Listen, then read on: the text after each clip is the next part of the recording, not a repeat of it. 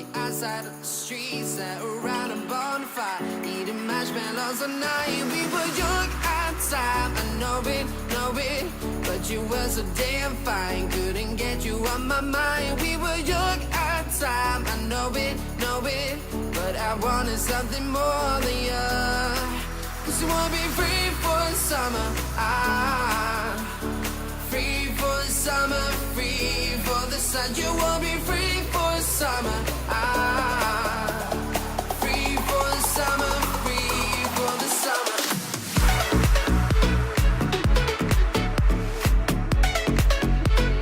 Free for the summer.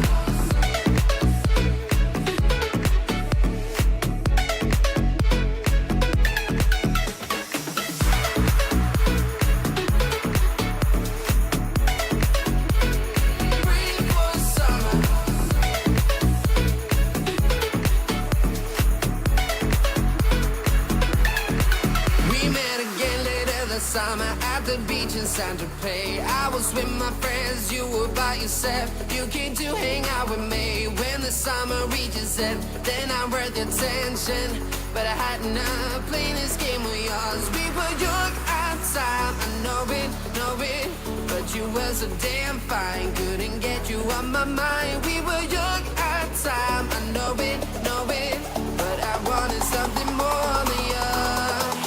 So wanna be free for the summer, free for the summer, free for the sun. You wanna be free for the summer, free for the summer, free for the summer.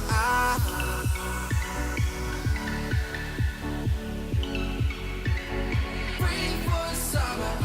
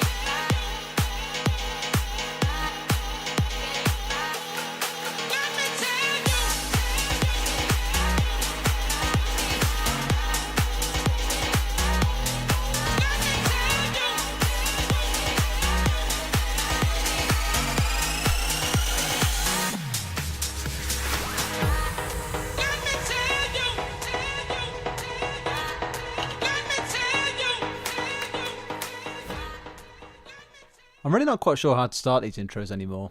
It's not the same as 2 seasons ago when we first used to go, welcome ladies and gentlemen back to the NUEL Summer Tournament. My name's blah, blah, blah, blah, blah, blah, blah.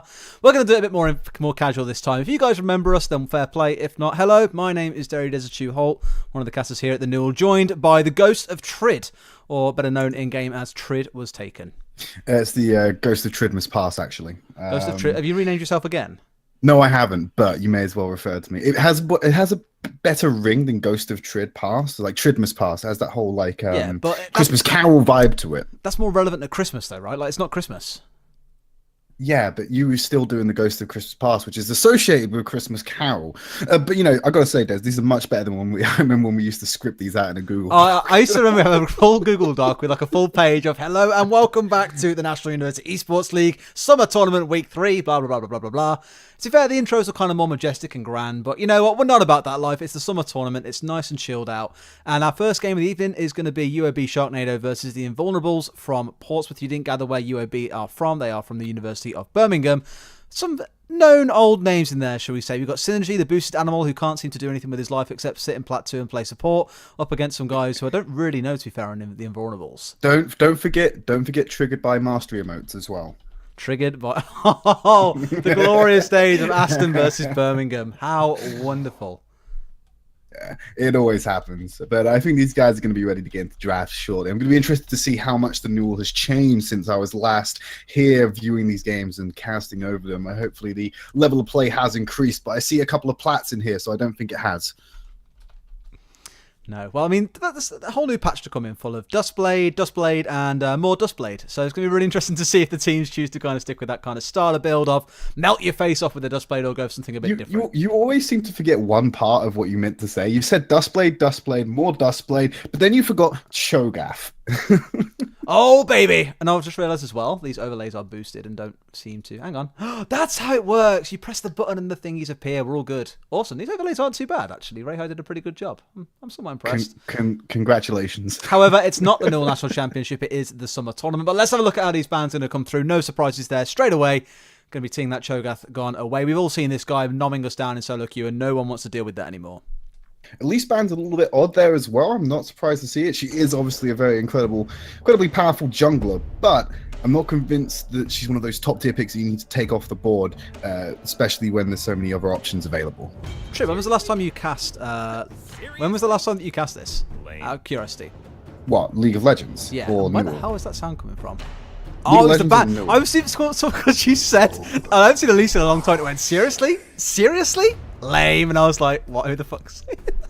I haven't seen It was Elise. Rakan. No, okay, so basically, I'll give you a reintroduction. Elise and Zach are the top two junglers that you see to ban away at the minute. Elise because naturally the cocoons are boosted as all hell and are no fun to deal with in the early game, so you tend to see a ban away all the time. Zach is just an unkillable tank. You've played him the other day. Even monkeys like you can play well and play Zach and do well, I should say. So no surprise to either of them going away. Zach I expect to disappear quite soon. Yeah, you can't really be ignoring Zach as well. Fresh, obviously a very good pick. Maokai is one of these guys who's come back into the jungle. I think Maxwell played him recently in the jungle. Right. Got a little playtime in LCS as well. So he's transitioned back. There was a weird time when Maokai was back playing support a while ago. But he's found his way back into the jungle and obviously warranted himself a ban there as well. Oh, Caitlyn, did you see? Did What? you see? Have you heard? Did you see on Reddit yesterday? There was a brilliant video it's actually in the LCS, so it was on stream as well technically, where they had the bot lane doing blue buff in the bot lane. This is on the red side of the map. You had bot lane doing the blue buff. Maokai was already throwing one of his saplings into there. When it gets really, really low to about 200 HP, you leash it towards the buff and towards the bush. The sapling jumps on the blue buff, kills it. Meanwhile, your Maokai is actually on red buff or Razorbeaks doing that buff. So he gets double buff even though he's on red side. It's brilliant. That is incredibly You can gank cheesy. at like 2.5 minutes in the game, which is like 45 seconds earlier than pretty much any other jungler can. It's fantastic.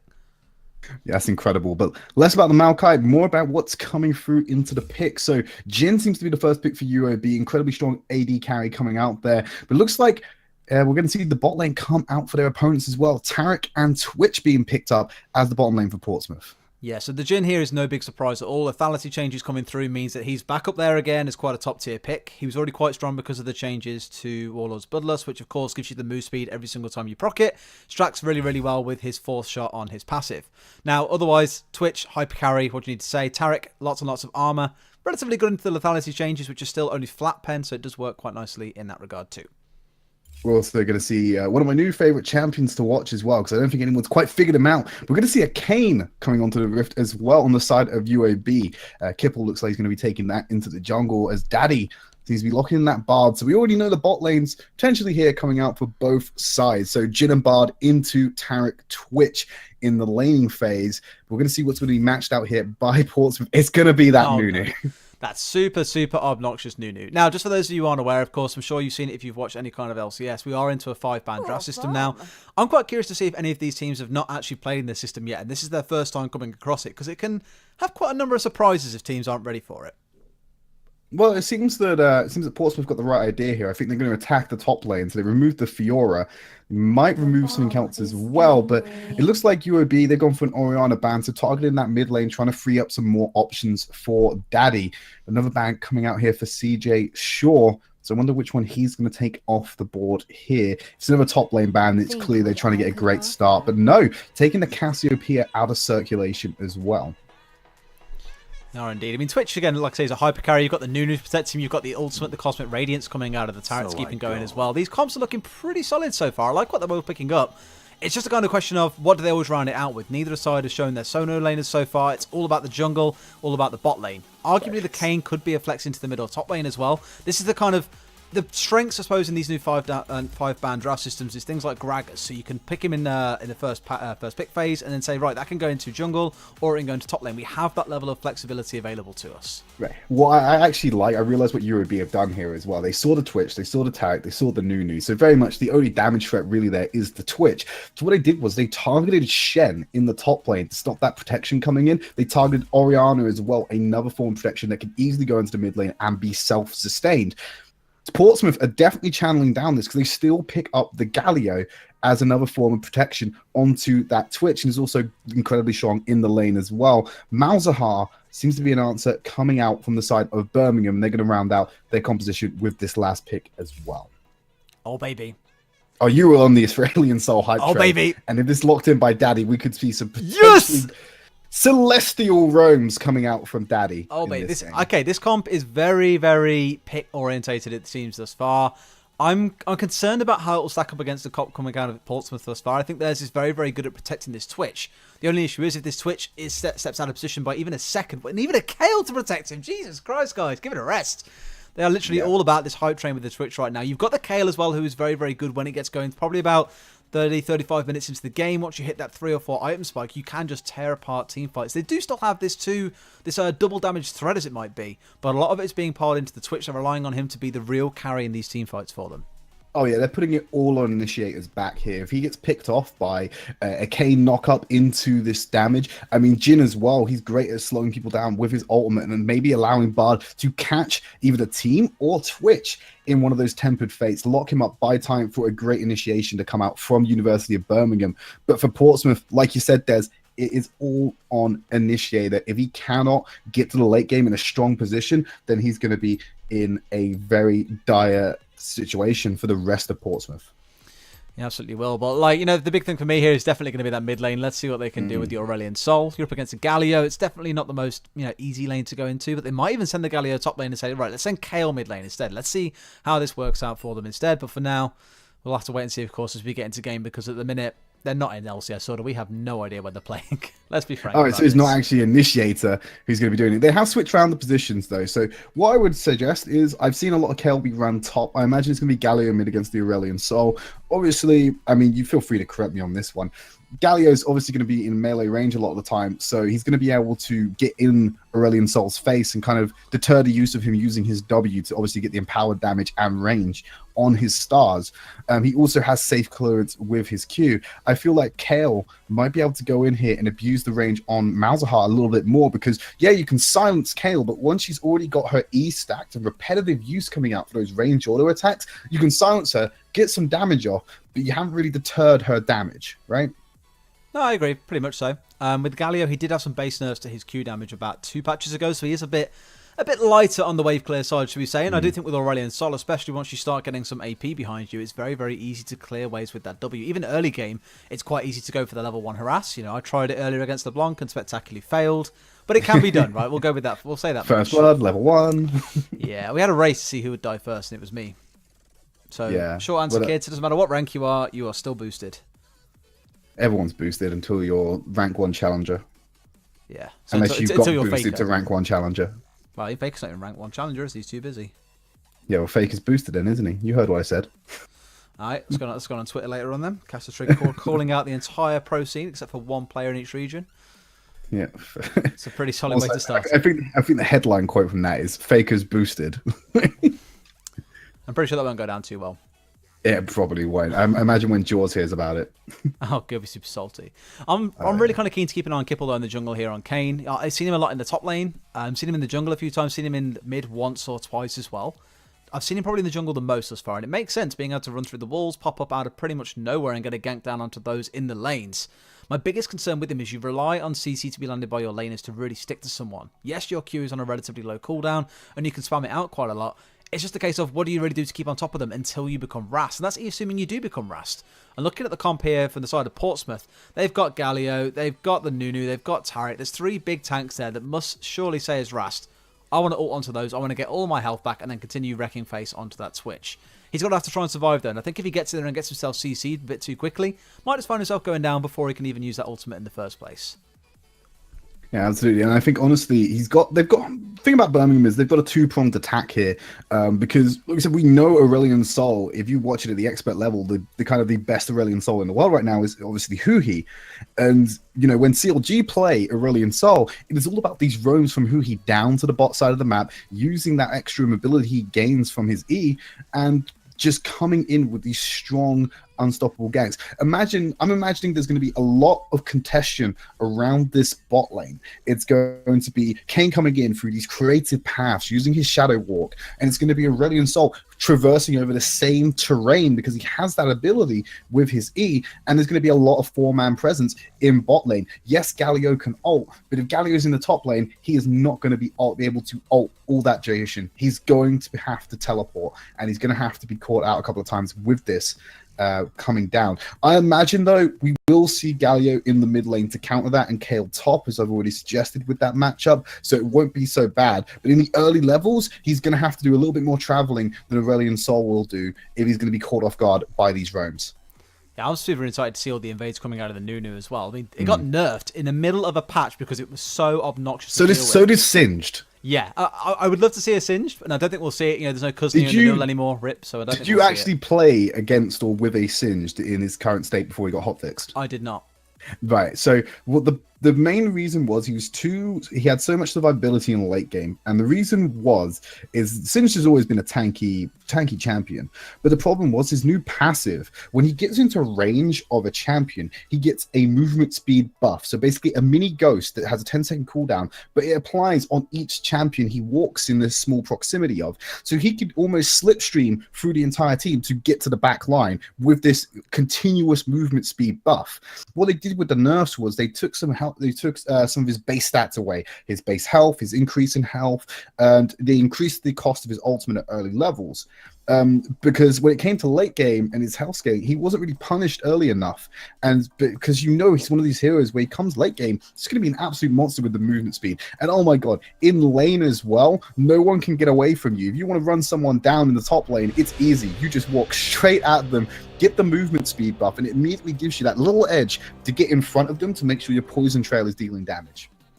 That sounds about right. I mean, a couple of times as well, I saw a video on Reddit where he dives into a Baron pit full of people and he gets like 280% base move speed and then just charges off the top lane like, see you later, guys, bye. And it's like the videos like Vander used to do when he was trying to produce the funny ones where it's like, oh, look how fast I can make Quinn go. Yeah, this is just like next level ridiculous. Right then, well, we are finally onto the Rift for the first game of the summer tournament. I believe it is University of Birmingham Sharknado going up against Portsmouth.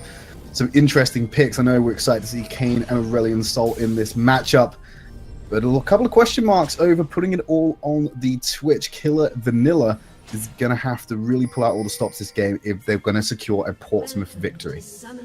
Absolutely. I mean, early game, you kind of start thinking for them potentially. It's a case of trying to shut down that Twitch early on. A lot of focus probably from Kipple, more maybe less so Kipple will be trying to gank that because, again, doesn't really have that solid CC. They're relying on both Synergy and its Autism. What a fantastic name I'm going to be saying all game long is to try and make sure that he's rooted down and unable to walk away. That does give Kipple the opportunity, and maybe, just maybe, Daddy will have enough pressure in the mid lane against Ignivia to be able to then start making roams elsewhere and be able to get into that bot lane and really start trying to get its Autism and Synergy really far ahead of Killer Vanilla. I'll tell you one thing I've not missed about NUEL is trying to read everyone's names each week because they just change it all the time. One thing about Killer Vanilla is he's misspelt his name if he was going for the vanilla as in the flavor. He's put an I in there instead of an A, but I will say Killer Vanilla because that seems to be what he's gone for with that one. Very apt name coming out on Galio though, Initiator. He's going to be coming in there with a strong presence to not always initiate the fight. He's going to be there to give it new life or breathe a second wave into the fight as he jumps in, adding those resistance bonuses and adding a slight knock up as well. People are stupid enough to stand by his target. Yeah, it's almost a bit soft, isn't it, though? Like, I'm the initiator. Like, oh, so... Yeah, it's wet. It's not like the Terminator or the Destroyer or, you know, anything like that. It's just a bit meh, shall we say.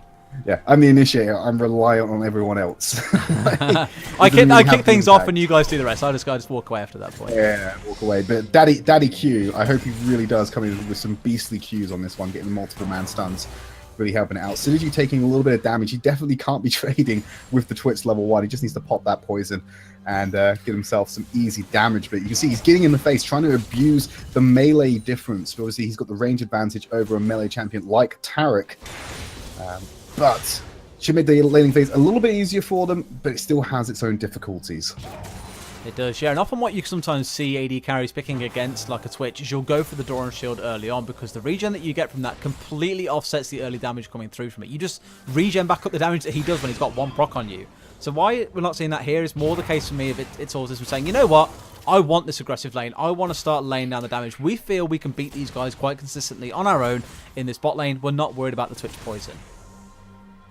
Yeah, absolutely. And I was actually wrong, by the way. They've actually put the Galio in top lane this time around.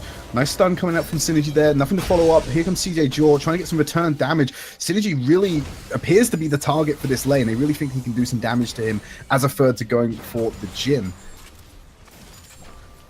It is. I'm still waiting to kind of see whether the junglers try to make an appearance too. You can see Nunu doing just Nunu things down in the jungle already. Outlaw. AFK farm.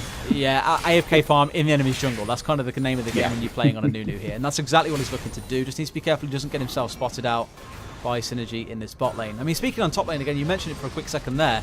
You know, Malzahar is regarded as being this stupidly oppressive laner that constantly shoves you in with the Voidlings, with the E, which will jump across different enemies, as it will, as they die.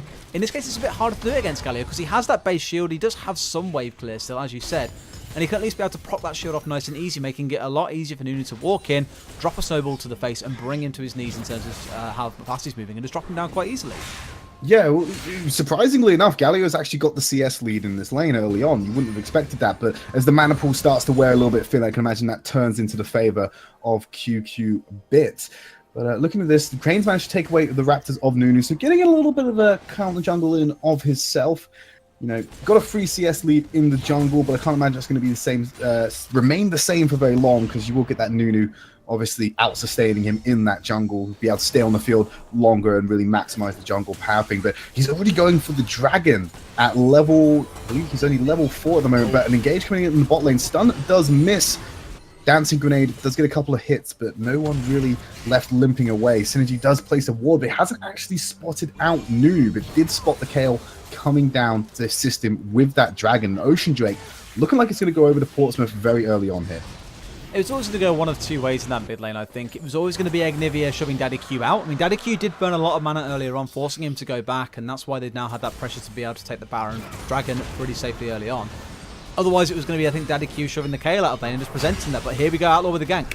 Well, here's the Nunu with the super impactful gank. Drops the slow exhaust immediately on to kill a Vanilla. As we try and do, can he get to the Hell Shrines? But no, Kane's coming in here for the counter gank. Synergy's already incredibly low. Dives in, gets that first blood. Oh, boy. It's Aurelion Sol with the roams as Kane and Aurelion Sol come to the bot lane and pick up 3 kills for the side of University of Birmingham.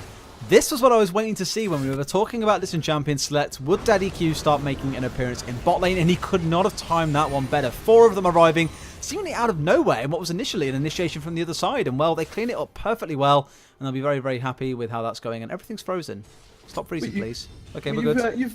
You've got to remember on this one, Ocean Drake was taken, so they know exactly where the Nunu's going to be. They already saw Agnivia roam down, but Agnivia didn't commit to go to bot lane after the Ocean Drake, but they already know Nunu's bot side of the map. It would make sense for him to try and go in for a gank, considering the lane's so far pushed up. You know, UAB reacted perfectly to that. They used the information they got just from their game sense and what's happening around the map rather than vision alone, and they reacted to that gank perfectly. And we talked about the combination of Aurelion Sol and Kane going into that bot lane for those 4-man ganks, and it worked out perfectly for University of Birmingham. The question now is, can they go and repeat that success elsewhere, or equally can Outlaw go? Oh my god, no! Oh, as soon as you got it! Oh, I'm clearly behind you slightly. Yeah, imagine losing your imagine losing jungle camps to a bard as Nunu. Hey, look, Bard really especially in the late game, really smacks you about with those meeps. Yeah, but it was Nunu missing. He mistimed his consume. That's all it was. He left it with a fraction of health, and then Synergy just got that last order attack in there. Take away the Rift Scuttler and give that extra vision. Miss stun coming out from Daddy Q, still using the W. That's the thing about Aurelion Sol. You can miss your skill shots, but you know you've still got permanent AoE damage. It's all part of the fun. Whoa. Synergy flash. Hello. I bet his team should be missing pinging him right about now. You can see the roams coming in here. Kane is bot side, Aurelion Sol. He's sitting in the river right now, thinking about it, does back off over to the mid lane. So they were considering going in for another 4-man gang. So you can see where the mentality of University of Birmingham is right now. They are looking towards this bot lane, and it's evident with the way that the jungle and mid lane are playing. There's one very interesting thing there with the way that Daddy was positioning in the mid lane is you always try and sit up to one side of the wave and then just make sure you have it warded up, of course, otherwise you might find yourself getting jumped on. But it enables you to hit both the caster minions and the melee minions at the same time, so you clear that wave a lot quicker rather than just having your stars go to the front line and, you know, kind of then having to worry about trying to clear out the second line too. That just shows to me that, you know, Ignivia isn't confident in this lane thus far. He's just letting Daddy do what he wants, essentially, whether he wants to roam, if he wants to just shove the wave in himself. He's not preventing him from doing so. Never let Daddy do what he wants. It's always a route for disaster. Kane looking into the jungle right now. I think he's going for a counter, trying to actually get this invade off on Nunu. He's seen him doing the blue buff. I think he realizes the ignite is not going to be able, the smite is not going to be able to overwhelm the consume, but he's channeling the absolute zero. Nice dash out to avoid that straight away. Aurelion Sol comes in with a stun. 2 bits of CC, crucial for University of Birmingham. Missing, but here comes Kipple diving in. There's the ultimate coming out. Jin on the back line. He's looking for the curtain call. Aurelion Sol does find one. Outlaw make it away, but no. Jin with the sharpshooter onto the right-hand side stops him from escaping. There's the exhaust. The stun. Constant CC to keep Ignivia in place. Will lock out the scene. Synergy going deep for this one. Aurelion Sol traveling, but there's no mana on Aurelion Sol. He's just got the AoE damage. Gonna have to back off. Galio is here. The stun comes out to stop the chase. A little bit eager from University of Birmingham, but they still come out ahead. They do. Like I said, a little bit scrappy for a fight overall, but one that definitely paid off for them. The Synergy Magical Journey, a little confusing, should we say. I'm not quite sure the exact justification he had for trying to do that. Maybe he thought maybe if I can land a double stun here, then suddenly we find ourselves with maybe 4 or 5 kills out of this fight rather than just the 2 that we walked away with. But they'll be happy with how they're doing. Look at the scores currently on the scoreboard as well. 2-0-2 on this Aurelion Sol, roaming really, really well. You do have to be conscious, though, that Ignivia equally is on 2 kills at the minute with no deaths, no assists, but still a happy place to be in. And not far off that Nash's Tooth. Again, once KO gets towards 3 or 4 items, you have to be very, very careful of what she can do. If you're talking numbers, though, Des, I think the real story here is looking at the CS differential in the bot lane. It's Autism against Killer Vanilla. He has more than doubled this Twitch's CS in the early game and got a kill and 3 assists to boot. It's not looking good for this Twitch, considering so much rides on his success. You can see here Taunt coming out. They're trying to catch up to Malzahar. Cade is here. There's the ultimate coming out from Malzahar. Will lock him down and pick up his first kill of the game. Still trying to catch up that CS difference to the Galio. Get outnumbered, son. And this is the problem, I guess, with the Malzahar, is that you try so hard to try and force something onto him. And so far...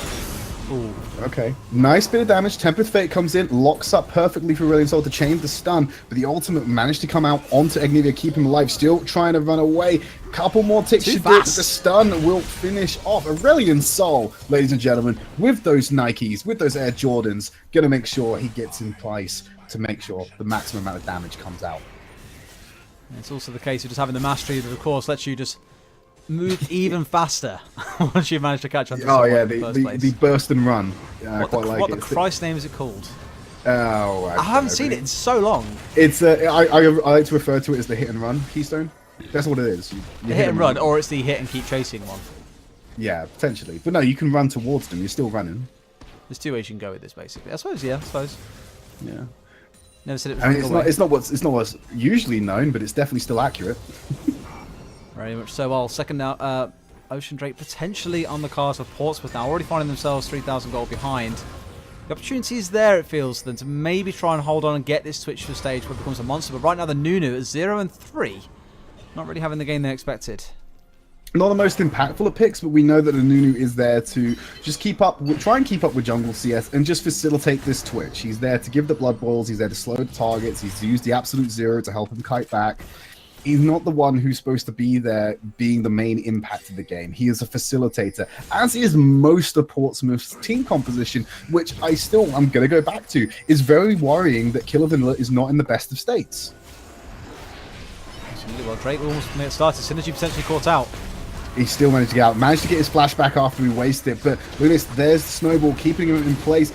Couple more shots and Twitch will pick up the kill. But here's the return from University of Birmingham. Galio coming in with the resistances. The invulnerability coming out from Tarek as well to make sure these players still remain alive. Malzahar has found Nunu by himself. Here comes Galio going and Kane on the return. Double knockup from Kane. Jumps inside Killer Vanilla. Really wants to get inside and up inside that Twitch. There's a double kill, triple kill for Aurelion Sol. Looking for the quadra. Will Kane take it? No, he won't. But UAB clean house with a triple kill for the Dragon Daddy. Nice, easy ace coming through for those guys. It looked a bit sour for them at the start, the synergy getting picked off. But again, that team fighting prowess just shining through. The Aurelion Sol and the Kane doing work. Look at the kill participation so far from those two. 3, 1, and 9 on the Kane. 6, 0, and 5 on the Aurelion Sol. So hard to slow either of them down right now. I think what went wrong for Portsmouth there was they committed so much on getting rid of Synergy, the support, and he managed to flash out and really delay the fight longer than it should have been. That should have been an easy pickup and kill. So by flashing out, he delayed it, bought time for the team to get there. Galio got no knockup, got the resistances, but you got to remember, Galio applied the resistance at the same time as Tarek's invulnerability came on, so it wasn't really the most efficient use of it. And then you've come into the whole fight situation where you've got this double K knockup. You've got Aurelion Sol dealing this continuous AoE damage. It's just too much for Portsmouth to deal with. It is, yeah, and you can see already he's gone for Rast here as well, so it makes perfect sense. We said it in Champion Select, there's ideally 3 tanks here that you can choose to target. Interestingly, that last fight, he actually ulted on to kill a Vanilla there as well, but I think more focused on trying to bring down the Twitch than trying to drain a tank or to heal up or anything like that. He was quite happy with how healthy he was at the time.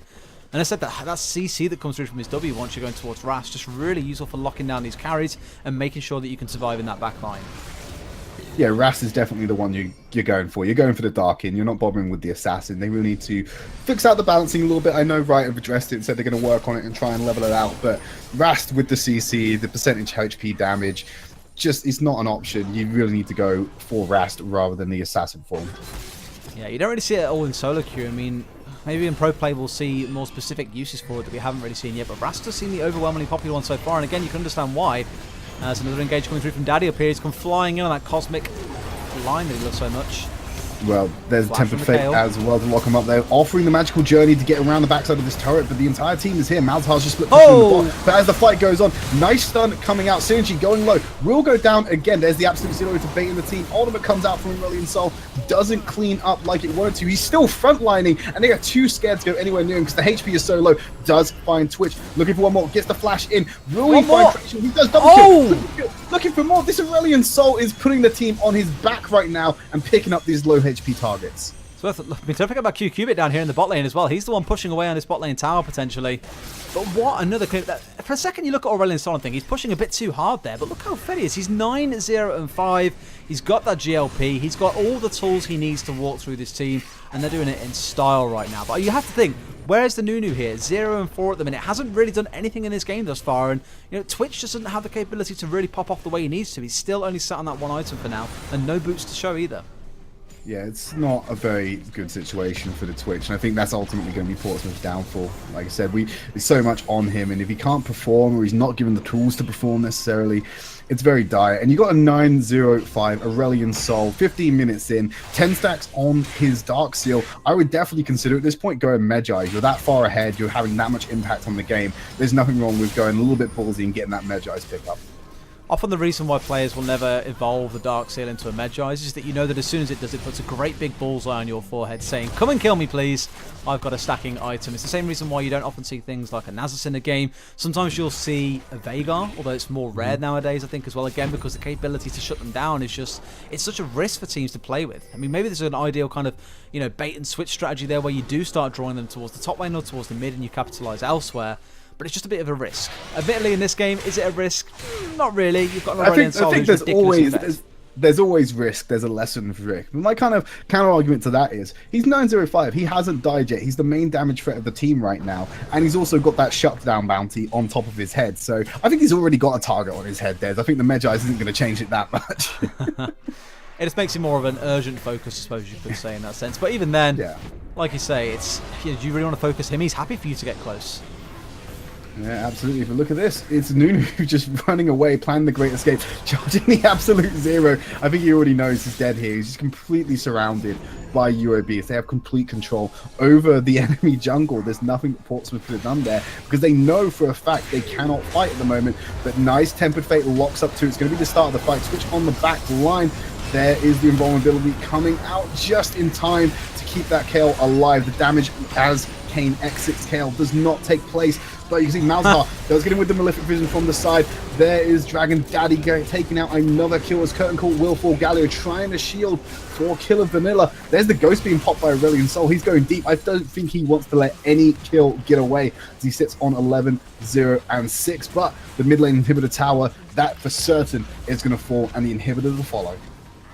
This indeed. It's just a pretty staple, easy first game, I suppose, for UOB Sharknado here. You know, maybe trying to match up to their team from last period, who got obviously put themselves in the top 4. Is UOB Storm, if I'm not mistaken. Yeah, it's the UOB legacy. UOB's always been one of these teams that's been dominant in the NUEL, always had a presence at the top tier of gameplay.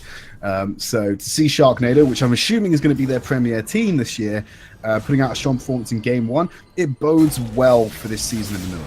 Or do you think it's like UOB Storm, or, you know, kind of like Giovanni, just sit there and just send their minions off to go and do the work, and the minions here are UOB Sharknado, saying, hey, yeah, Birmingham send their regards, here's UOB Sharknado to wreck you all. Yeah, we're going to send Birmingham Sharknado in, but we're going to keep our super secret team ready for the season, so you don't see anything. I mean, it's the only reason I can think is that they put Synergy in there for a meme. I don't really know, like, why he's there. Is he even still a student at University of Birmingham? The meme of the UK scene. Well, meme of the UK collegiate scene. That too.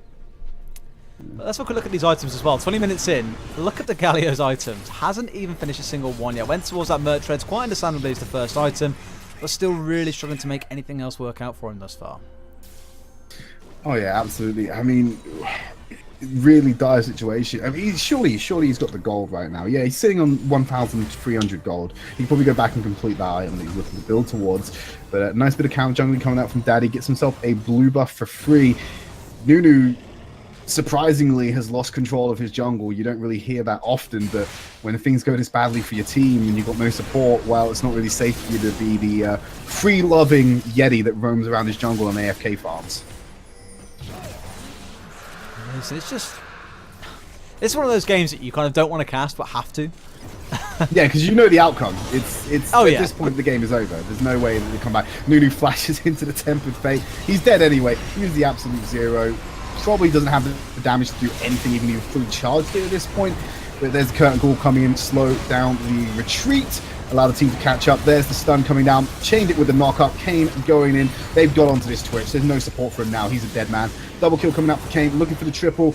Will he pick it up? No, it's actually Synergy picking up and securing the ace. And this is going to be game here now. There's no way that University of Birmingham do not finish this. They've got Rift Herald to pop in the base. That's going to be game over. University of Birmingham, Sharknado taking the first game of the NUEL Summer Tournament. Not even needing the Rift Herald for most of it either, and they make it look pretty easy in this first game, so condolences, of course, to Portsmouth. You will be losing out on your first game, but it's not over. There's still another couple of games to come yet this evening as well. Good game indeed to University of Birmingham. Like I said, they put it all on Twitch. Immediate bot lane focus. There was the Medjai's bought by Aurelion Sol, by the way. Daddy went for it. Came in there, managed to get the ganks off and have the 4-man bot, get the presence in there. It was great. It's great because Synergy popped up in chat pretty much immediately. Went Synergy big meme. Yeah. Big meme. But well played to Birmingham, of course, putting on a very, very strong showing in their first game, only dropping 4 kills. What we're going to do is cut to a short break, and when we come back, we will be back with you for Game 2. And this one's going to be a spicy one, Trid. It's going to be Drulio and the gang facing off against a yet unknown opponent. Oh, the boys. The boys. Unfortunately, no trailers to announce their entry into the summer tournament this year, but maybe next week I'll show their last Summer Tournaments one, because it was pretty splendid. In fact, there was loads of SDCC trailers that came out yesterday. They've got to have some ideas floating around. They could get quite creative with them, I think. They always do. Anyway, guys, we'll jump to a short break, and when we come back, as I said, we will be going into another game, so bear with us. Back with you very, very soon.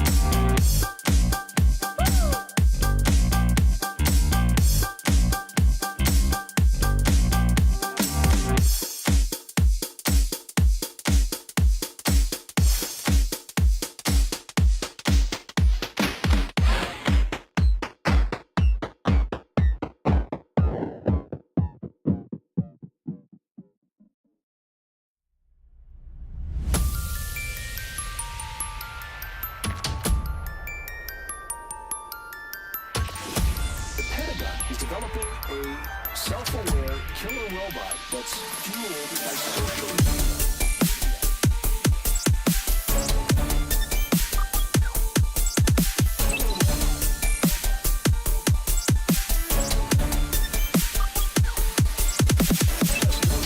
Plans to create an autonomous, artificially intelligent weapons system that uses predictive social media analytics to make decisions on using lethal force.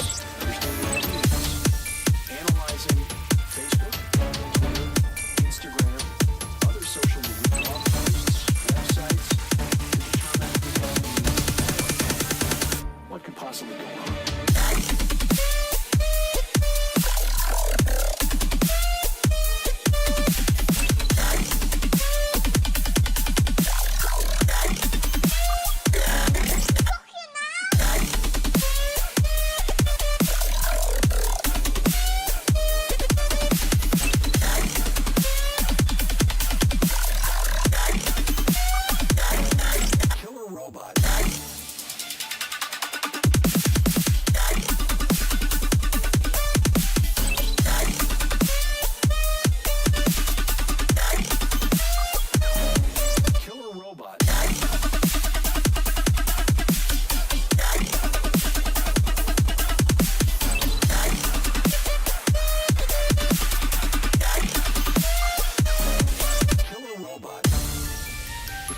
Documents confirm that work is underway to develop swarms of self-aware, interconnected robots to design and execute kill operations against robot selection.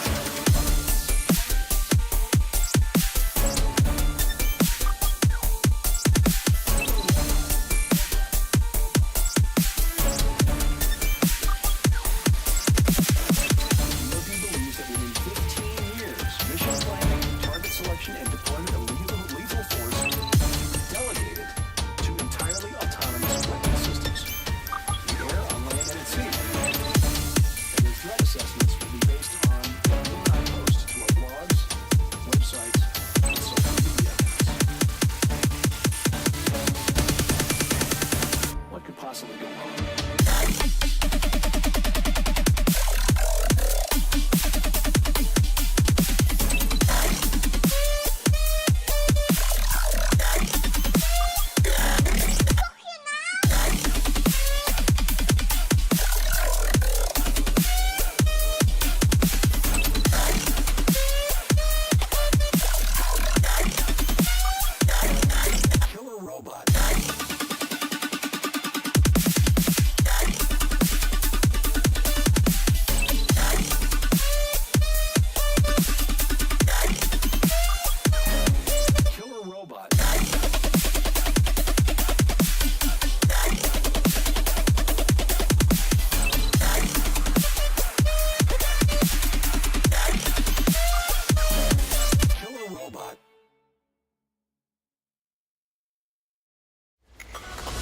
father told me when I was young, don't play with fire, be careful, son. But we were flames that fell in love. We burned the cities down, down. Fire learns you listen. You won't be lonely if you fall in love. Over and over again and again.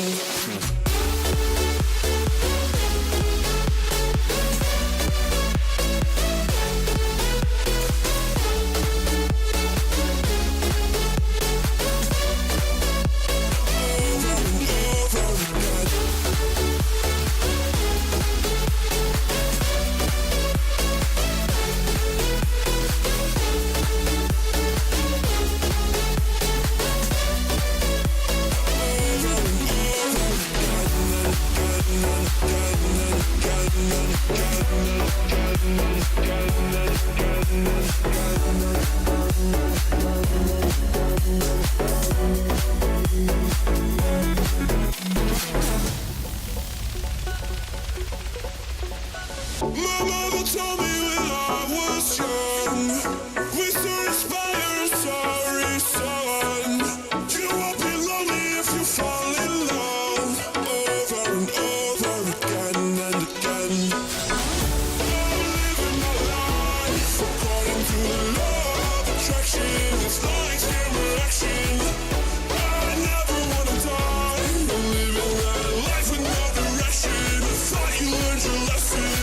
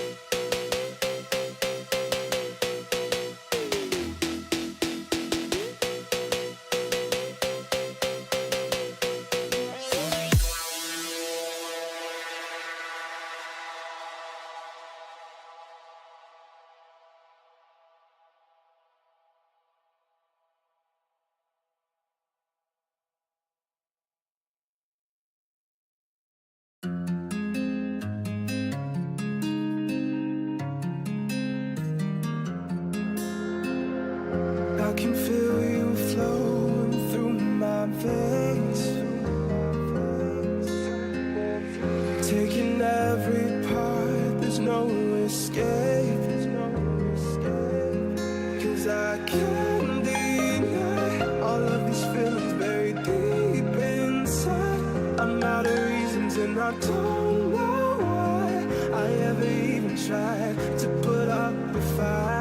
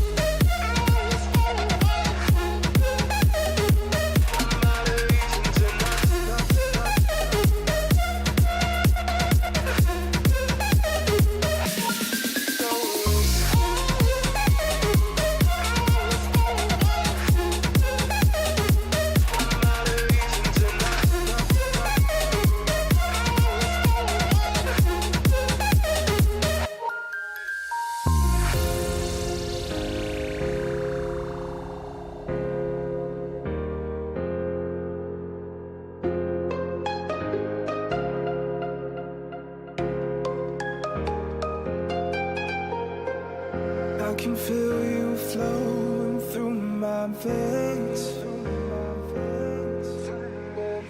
taking every part, there's no escape. Hi guys, welcome back to the stream. Once again, we have another wonderful game ready for you. Guess what? It's a game of League of Legends as well. This time around, it's Drulio and the gang facing off against a team that I actually can't remember. Who the hell is it, Trid? You're setting up the lobbies, mate. I didn't even ask. I don't set up lobbies, mate. I just get invited to them and then I play them and ours is plugged as all hell. Wonderful new client of ours. But anyway, we will be jumping straight into pick and ban. It is indeed already underway. It won't be the overlays that you can see on your screen, neither will it be any of the teams that you can see on your screen, but we'll get that fixed for you very, very soon. Yeah, they've also banned Urgot. As you do. As you do, Mate, casually. new Urgot is going to be terrifying. Oh, new Urgot will be terrifying. I mean, I screamed when I saw the ultimate. Like, if you're below percentage health, it hooks onto you and drags you in slowly. And if you get to Urgot, you die. That's just terrifying in itself. It doesn't look particularly enjoyable, shall we say. But either way, it's one we're going to have to endure and probably ban away in our solo queue games at some stage or another. And my clock is frozen. I don't know about yours. My clock is frozen as well. Excellent! I love the new client so much. Okay, this is There's a great. nice little like 0v0 underneath the Urgot. 0v0. I've got it stuck at 27 seconds. Yep. Yeah, this is incredible. All right, let's put it back on the break window again and let's find out what the hell's going on. Yeah, that's bugged as all hell. Jesus. Can I spectate now, or am I not allowed? I'm not allowed. GG, you won't be boys. allowed. You won't be allowed. Now we're all in a very, very fun world. Should we find out if there's any... It's like doing some really weird kind of audience interview when we go and ask the audience who wants to come up on stage. I'm about to do exactly the same thing, but for a stream. It's a bit of a different story. Maybe. I mean, you can grab someone. I don't mind. Trid, tell us about your wonderful time in America. Is that what we're doing? Oh, okay. Look, we've got like 5 minutes to kill. I can sit here and we can try and basically make up some rubbish conversation that isn't going to be entertaining for anyone. Or you can tell the world about how you became a mobile esports caster. Give me a 2-minute monologue. Basically, I'm really good at my job. And so much so that a game I've never even touched before, these people come and ask me, hey, do you want to come and commentate over this game? I'm like, how much are you going to pay me? And they're like, yeah, we'll pay you 6 Skrilla. I'm like, cool, where am I going? You go to Burbank. All right, you got to pay me even more Skrilla. And then I went over to Burbank. They did Clash Royale for 2 months. Sick. Now, this is turning into one of these weird interview things, this new podcasting I was talking about. So one thing I noticed when I watched the first stream you did was the players basically walk out, stand on the podium, and then sit on the floor to play the game. Yeah. Yeah. What? Right. So in what world is that even acceptable? So what the thought process behind it was that the game is so accessible that we don't need special chairs, we don't need special headsets, we don't need podiums. You can play this game everywhere. And the original plan from production was that players just going to stand and play. Players didn't like that idea. No, they started sitting down. When you got over to the Latin American broadcast, they were lying down on the floor. I saw that one guy like slouching down, he was sticking his middle finger up. No, they were like lying down all over the grass and stuff because it's like fake, like it's like AstroTurf grass in there. Oh, right, okay. Spicy. What was the story with that guy who stuck his middle finger up at the camera? Oh, Suarez. All right. So Suarez had had a really bad first couple of weeks. He went 0-5, and he only had 7 games to play in group stages. Oh, And he got beaten by someone. At the end, someone was emote spamming, so it really badly, like doing the old tier emote, the thanks, the well played, even though it's obviously he's going to win. And the emotions got to Suarez, and he flipped the bird on stream, and that made the second week of Europe the most watched VOD of the entire broadcast. And it was the only time that we got onto the front page of the Clash Royale subreddit as well, because it was the clip of Suarez flipping the bird.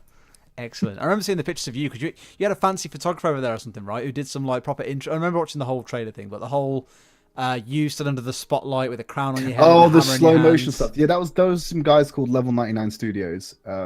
They were really good. They handled all of the tournament talk segments that came before the main broadcast and were released separately on YouTube. And they wanted to do some like intro stuff with all the props, because the entire set was themed like a locker room underneath the Clash Royale arena. So there were all these props everywhere. And they're like, hey, we should do something with these props. So they found this warehouse out in LA somewhere and just lit it up really cool, and just took a load of used a high speed camera and took a load of slow mo shots of all of the people who were doing the first tournament talk. Nice. You enjoy the big fat American breakfasts. Not really, no. I think I only had like a really big breakfast once. That's when I went to Denny's, and that was like scrambled eggs, hash browns, bacon, and like this stack of pancakes as well. It's like American breakfasts are so much better than English breakfasts. Well, apart not from so much- apart from a full English breakfast, nothing beats that. And probably not as good for your heart, right? Definitely not as good for your heart. And that's why America has a weight problem. There we go. Anyway, now we've just done that out a little bit. We well, are it's waiting not for the mine. guys basically to back out of Champion Select so we can jump back in again. I've been told that apparently... So, Drolio had a Mimi Cake comp. Then the other team Tryhard picked. So they counter Tryhard picked. And they ended up with some really weird mishmash comp of tryharding, but not quite tryharding. Right. So it sounds interesting. I'm looking forward to seeing how it pans out in the end.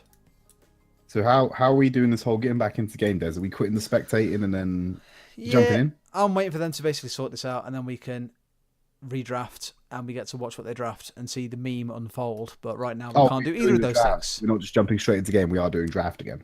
I believe so, Okay. because I can't press spectate. Oh, what's going on? Let's ask. You figure that one out, Des. I love this. This is just so NUEL in a nutshell. Yeah, it definitely feels like it hasn't changed. Like tech issues and client dying and I don't know, people Incessant rambling by the two casters. Yeah. talking about utter crap, thinking they're mildly entertaining, and everyone else finds them really boring and just wants the game to start so they can watch their university, which they tune in to Yeah, watch. pretty much. Sounds like NUEL. Sounds like Absolutely nothing out of the ordinary here at all. Hey, they've done it. You got the invite. NUEL. I have not. Oh my god, lobby is still bugged. It's still got Fatal Source twice. Good. Legit, can you remake the whole lobby? Yeah, legit remake. Legit remake. It's not even like a half remake, it's a legit remake at this point. Yeah. Right, they're remaking the lobby. Let's see how this works. What else can we talk about to fill time while we wait for these guys to sort themselves out? I don't know. That's another staple of the NUEL that I forgot to mention. When these casters think they're funny and are talking, trying to fill time, all of chat goes Resident Sleeper. Yeah, I can see. Oh, it's a couple of Resident Sleepers, not too bad. Me too. Let's get that number up. The free. Oh, Big it's increase still bugged. Ugh. I think we might have to skip on this matchup, Des, and move on to another one potentially. This is a bit cray. Why is it being such a do-show? Look, we just want to watch some Drolio, okay? Come on, Rito. Play ball. Play ball. Let's watch Let us the witness the meme. That's all we're here for. Oh, I've got an invite. Yeah. How does your invite look, though? Mine was. I got in there. It Still, was still bugged. Still Yeah. bugged. So I've had to relog everything and see what happens. No. Yeah, I'm gonna reload everything. Please be This nice. is fun for the stream. Oh, we got a pog champ. for some Yay! It reason. works. Yay, Right. fixed. We got a PogChamp in the chat for doing nothing. Get me. I've logged in again. Get me another invite. Hartful lobby. Sounds like casters can't deal with league client. Yep, that is us in a nutshell. Yep. Okay. And is it bugged? It's not bugged. Good. There we go. We're Good. in. Go Show when can on. resume. Yay! Right. So you know how we got Drulio, right? Good team. Oh yeah, great idea. What uni are you? And what's... I was like, not only that, but I would look at the rank disparity as well that we have between these two teams. Disgusting.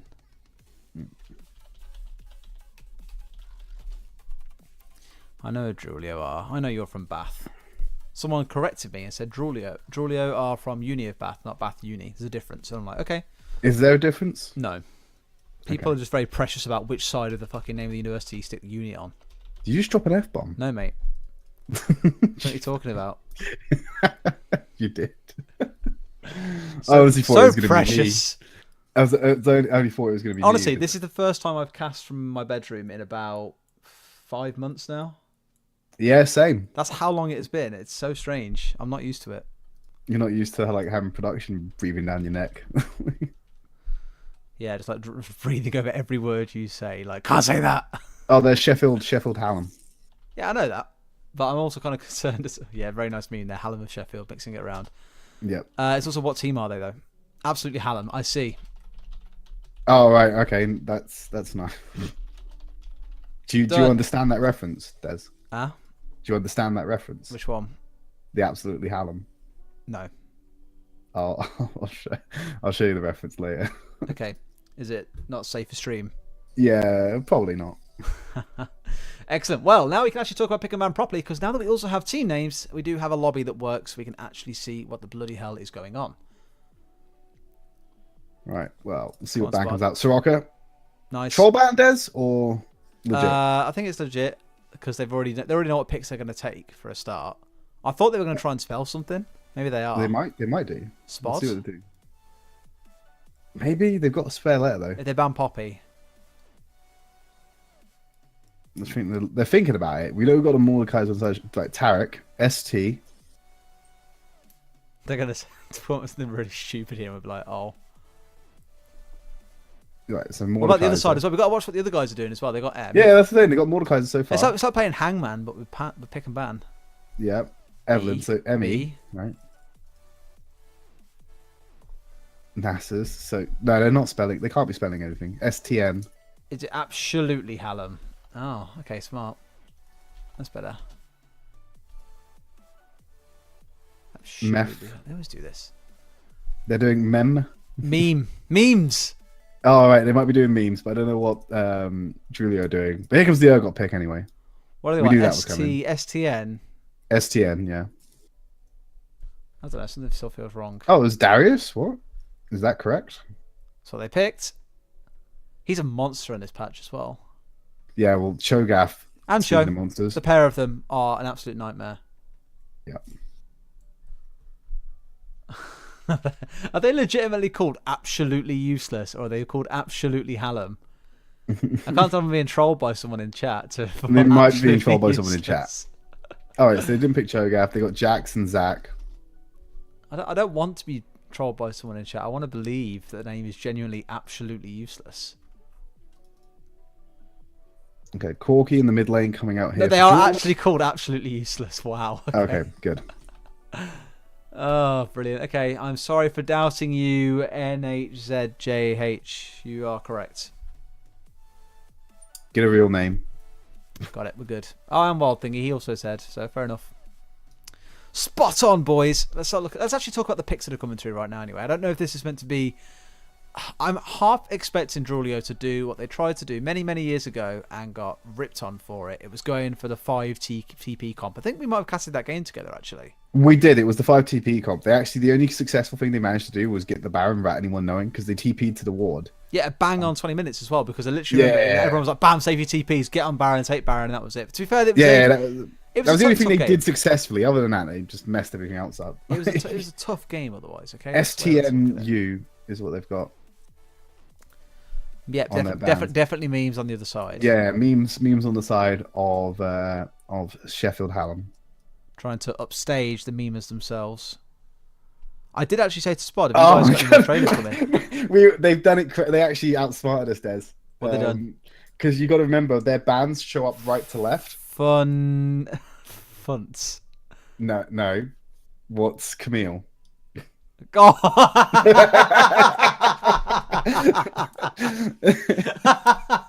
Okay, I definitely outdone there. Fair play. Yeah. See, they were thinking. Where did I get F from? Did I think? I don't know. Fiora or We were something? thinking 2017. They're living in 3017 right now. Oh mate, they've just got one up on us. Okay, solid. Okay, great. That's the order of the day. Teleport Tom Kench might come out. Wouldn't be surprised if it was Julio. You can do so much more with pick and ban now. This is wonderful, especially in remakes. Yeah.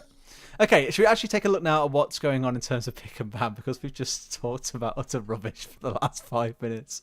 Okay. Yep. Timo? Okay. Is that a proxy? I I doubt mean, look it. at their comp. Yeah, what is their comp? Hmm. Okay. Okay. Oh! They should have picked Singe in the top lane here. They're going for the poison comp look. Timo gets poison on. Cassiopeia can proc her E on Timo's poison. Oh, okay. They're cheesing. They should have gone for the full poison comp though. Oh, that's a shame. I think Singe was legitimately banned in the bans. Maybe. It wasn't just spelled out as memes. Maybe they banned themselves out through this. No, I think in the previous bans, when they might have had serious bans, they might have banned. Someone might have banned out Singed. So that kind of ruins that poison combo. They still get the Timo Cassiopeia. It's interesting because it is a little bit cheesy. Can catch some people off guard because it's surprisingly effective. But I think a legitimate team comp coming out from Julio and the gang will surpass them in this one. Then you throw into account the rank disparity as well. I'm pretty sure Julio is going to get this game. So that's a shame, because for a second there, I honestly thought Bango was going to go into game with those. I think he had Barrier and Clarity on. That was it. And I was like, yes, Barrier he's going to do Ghost. it. He changed his mind. He had TP originally. Mate, it's the 5 TP comp. I keep telling you. It's not. They've only got one TP. What I do want to see though is I want to see Spod TP to Jarvan's flag, like in a really awkward position. Well, Like Jarvan put the flag over a wall for Darius to TP to or something. so the 5-man pile him. Yeah. I'm so tired. But Wow. I'm not looking at this like, wow, I should analyse this. I don't want to analyse this. The Julio 5 TP comp they had before was they ran Nidalee in it as well, and so Nidalee got to a ward that was behind Baron Pit, leaped over the wall, put a ward down. Everyone TP to the ward in the Baron Pit outside of vision, and then they all did Baron at 20 minutes. And like I say, that was literally all they got all game. They actually that was all they did. Then. I mean, they were trying to they tried to do a couple of inner tower saves as well, like all TPing to the same tower and trying to save it. But like, I remember they did it once, and only 3 of them got through before the tower dropped. So the 2 of them had their TPs cancelled, and then they were in a 5v3 with no tower. And flat It was out stuff like that happened. ruined. I mean, to be fair to them, I think they expected to lose that game, which is why they played it in quite a jokey way. Yeah, Just they thought, you know, this was quite late in the season though, where the positions really did matter. This was playoffs, yeah. This was like literally the top 8, and I think they knew that they didn't really stand a chance against the other team they were against. I can't remember who they were. I have a feeling it was Huddersfield, but I might be wrong. I think it was Cambridge. Good old Huddersfield. I don't know why. I've got an image of Cambridge versus Julio. I just remember Aston versus Cambridge at the finals at NUEL Live. Yeah, what a fun game that was. What was it? I remember actually when we had Aston- our good friend and pal Lube was the host, and they asked them to throw some shade in each other. And do you recall what they said? Oh no, but it was really bad. I recall. So essentially, Marcus or MSR from Aston stood there and just went, "Oh yeah, so I heard that Jess Bridges, that AD carry, is pretty good at chess. It's a shame that he's not any good at League of Legends." And it was like, "Oh, okay, nice flame, Ooh, sweet." spicy. And then they went over to probably the quietest person in the world, Carnifexin from Cambridge. Yeah, kind of flexing. Yeah. Stupidly quiet, and he went, "Well, before this tournament, I didn't even know who Aston was. I had to Google you to find out who you were." And it was like, "Oh, get wrecked, kid!" And that was fantastic. Yeah, but they got 3-0 stomped by Aston. Yeah, So. got crushed, kids. Then Aston got wrecked at UEM. Oh yeah, and I remember Marcus put out on Twitter or something. Oh yeah, best team in the UK, and the UK scene didn't like that. Not one bit. No, they don't like it when a university team claims they're the best pro team in the UK. But I mean, Jet, he's managed to get some pro play in. Jet was Yes. definitely a standout star for Astonantes. He was your boy, so to speak. Yeah, he was my boy. He was my boy. Snidely, I had a his lot of faith in Rengar. Jess. Yeah, he was legit. He was clean. Clean fam. It's clean on those two champions. But you've listened to us ramble for enough, so we are onto the loading screen now. We are going to be jumping into game shortly. Drulio and the gang going against absolutely useless. Now, it wasn't a lisp, but that is how their name is spelt and how it's pronounced. Absolutely useless. I wonder if they are genuinely useless though, or if they're actually pretty good. Because you said previously it's a silver team against a diamond team at the end of the day. So it's always Silver going to gold, be silver to plat they've got. yeah, silver to plat against a diamond team. It's going to be like last game, right? Where you get probably past the first 5 minutes and you're like, yeah, we know exactly where this game's going from here on out. I imagine, they put up but a fight. this is the kind of game where Drulio shines though, because they can actually meme this game because they reckon they've got it quite comfortably. So they can have a little bit of fun as they get on. You might see some quite funny moments, a little bit of trolling going on once they get that comfortable lead. And it could be quite a fun game, actually. I know people look at stompy games and go, oh, they're not very fun because we wouldn't know the outcome. But Drulio is the kind of team that will play with their food. Just a bit, and sometimes make big mistakes that end up costing them games, as we've seen in the past. So I don't see them for costing them the game. I can't see a mistake they make so big that costs them the game on this one, Des. well, it is Drulio. I don't know. Maybe you just get Cassiopeia ridiculously fed. Maybe. I Nice doubt it. pick and though. ban memes. I agree. Now, before chat gets I involved, agree. Now we'll disable turn the it chat off. Yeah. before anything else happens. Exactly. I did that exactly. as you Now get rid of the chat. Shut it down. It's Look at not those allowed. ping spams, though. Now, one thing They we will see go, a they go lot. put downs off in mid. That's what they're doing. Yeah, one thing we see quite a lot actually is we'll often see Cassiopeias just go for a level 1 insta trade and try and do what they can. Oh wow! Yeah. Okay. Wow. All right. Everyone's flashing. I'm not even going to bother. I'm just going to let this unfold. I'm not going to talk Yeah, about let's just watch beauty unfold.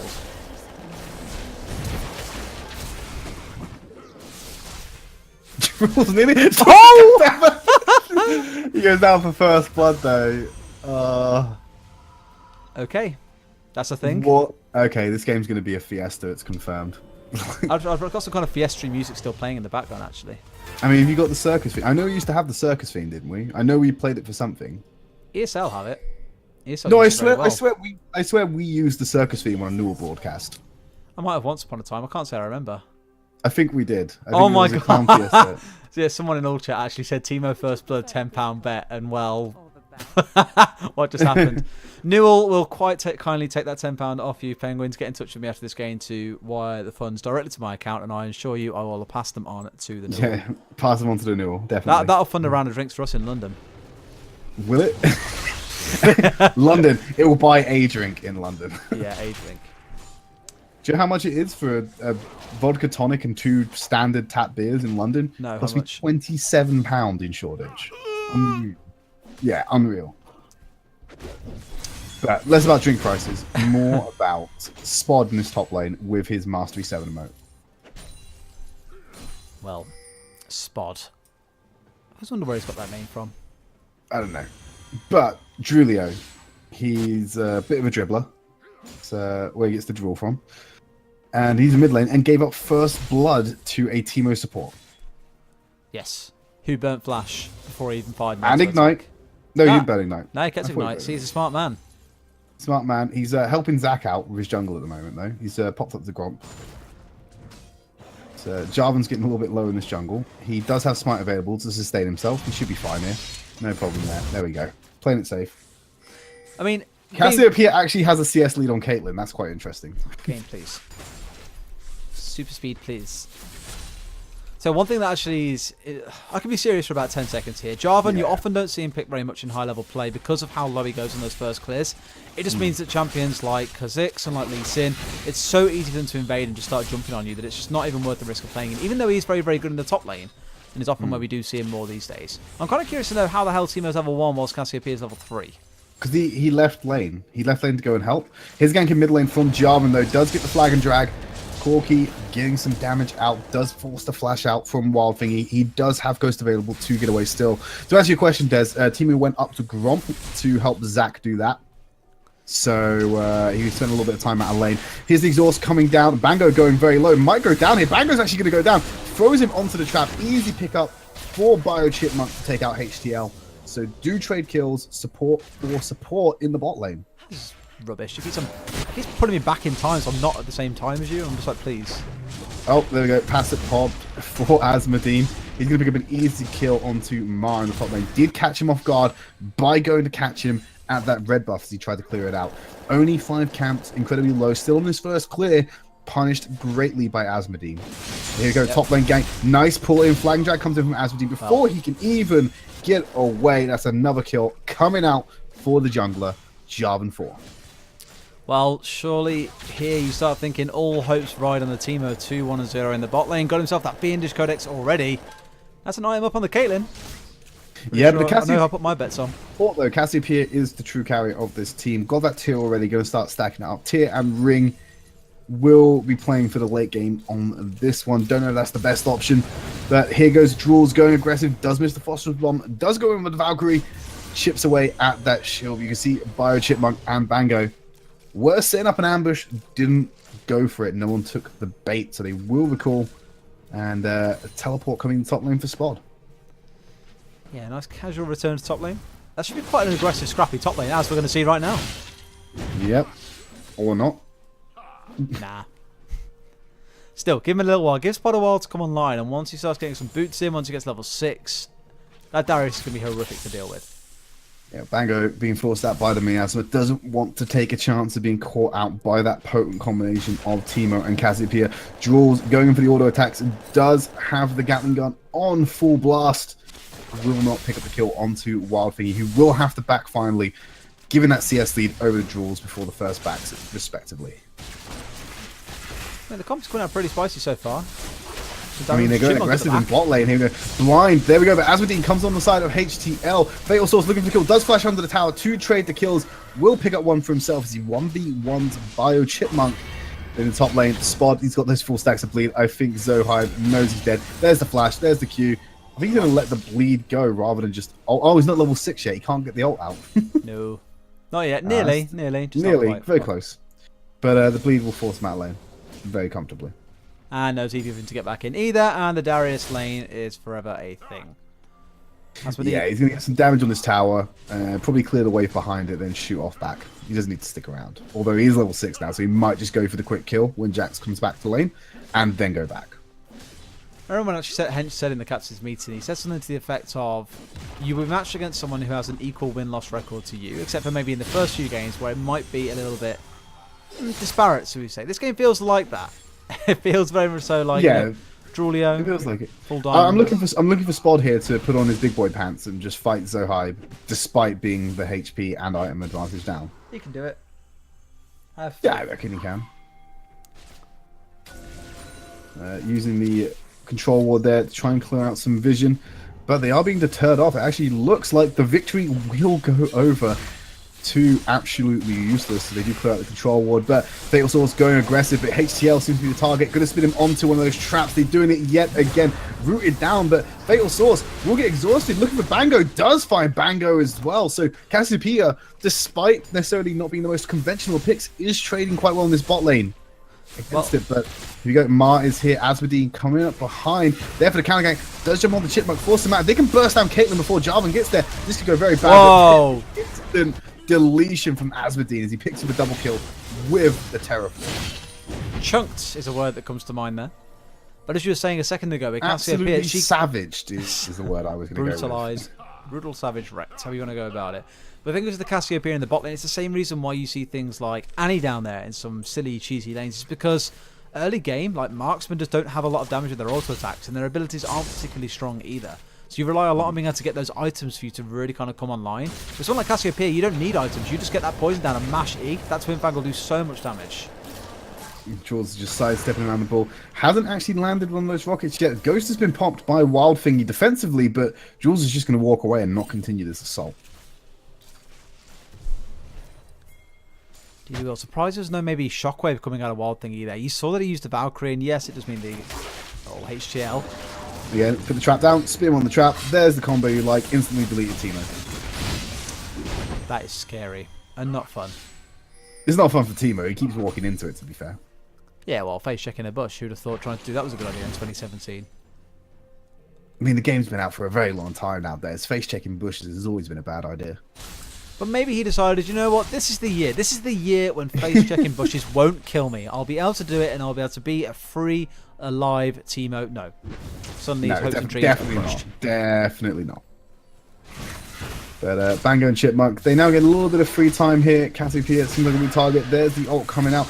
Doesn't try to turn it around. Instead, just uses it defensively. Get underneath the turret. Wait for her faithful companion, Teemo, to get back into lane to try and go aggressive. Because really, Teemo's only really been a bait in this matchup because he's baited the support into going for him. Time Catch goes on Teemo. Meanwhile, Fatal Source just wrecks Cassiopeia by himself. Flash out in the mid lane. Beautiful timing to get outside that Cataclysm. But no, Teemo's effectively just been baiting this matchup so far. What would be really interesting thing in this bot lane is what if actually you've got like a genuine support on your side, or maybe if the Teemo, you know, wasn't at 4 deaths at this stage. Yes, got the first blood, but has died otherwise. Cassiopeia is actually doing pretty well in terms of the damage that she's putting out. In terms of the farm, she's doing pretty good. She's already got those kind of 2 scaling items underway. The tier, of course, is the first pickup, so that's scaling up nicely. You want the Rod of Ages as your second, so that once you get to the mid to late game, you do have all that health and mana stacked up behind you. I just kind of wonder if the Teemo wasn't walking in and dying pretty much every 5 seconds, being a liability, if you were, being the weight on your shoulders that really stops you from shining. Would this lane Looking play for a out dive very in bot differently? lane though. Actually, Noxus trap there. Did find out that Jarvan was in range. Cassiopeia gonna commit to staying under this turret. Pretty poor idea as Jarvan comes in. Does get the flash out. Has no ult available at this time. Has popped the heal to try and get the movement speed boost. Think trying to go for the execute or the turnaround onto Bio Chipmunk, but no. 9th caliber net will keep him nice and safe as Cassiopeia does go down. They're ulting forward. Team puts a shroom out to deter the path of Tamkedge, but there wasn't really much threat of chase. They're going to look to take this bot lane turret 10 minutes into the game. It is. What was really interesting then as well with Bio Chipmunk, he was dropped down to like half his health from 2 twin pranks from the Cassiopeia. That's just how scary he is right now. In the space of 2 seconds, he can be dead. Right, Speaking of well, dead, Spot, so Hab. he's got 6 stats. There's the flash and the ultimate. Please. Bleed should get Jax, I believe.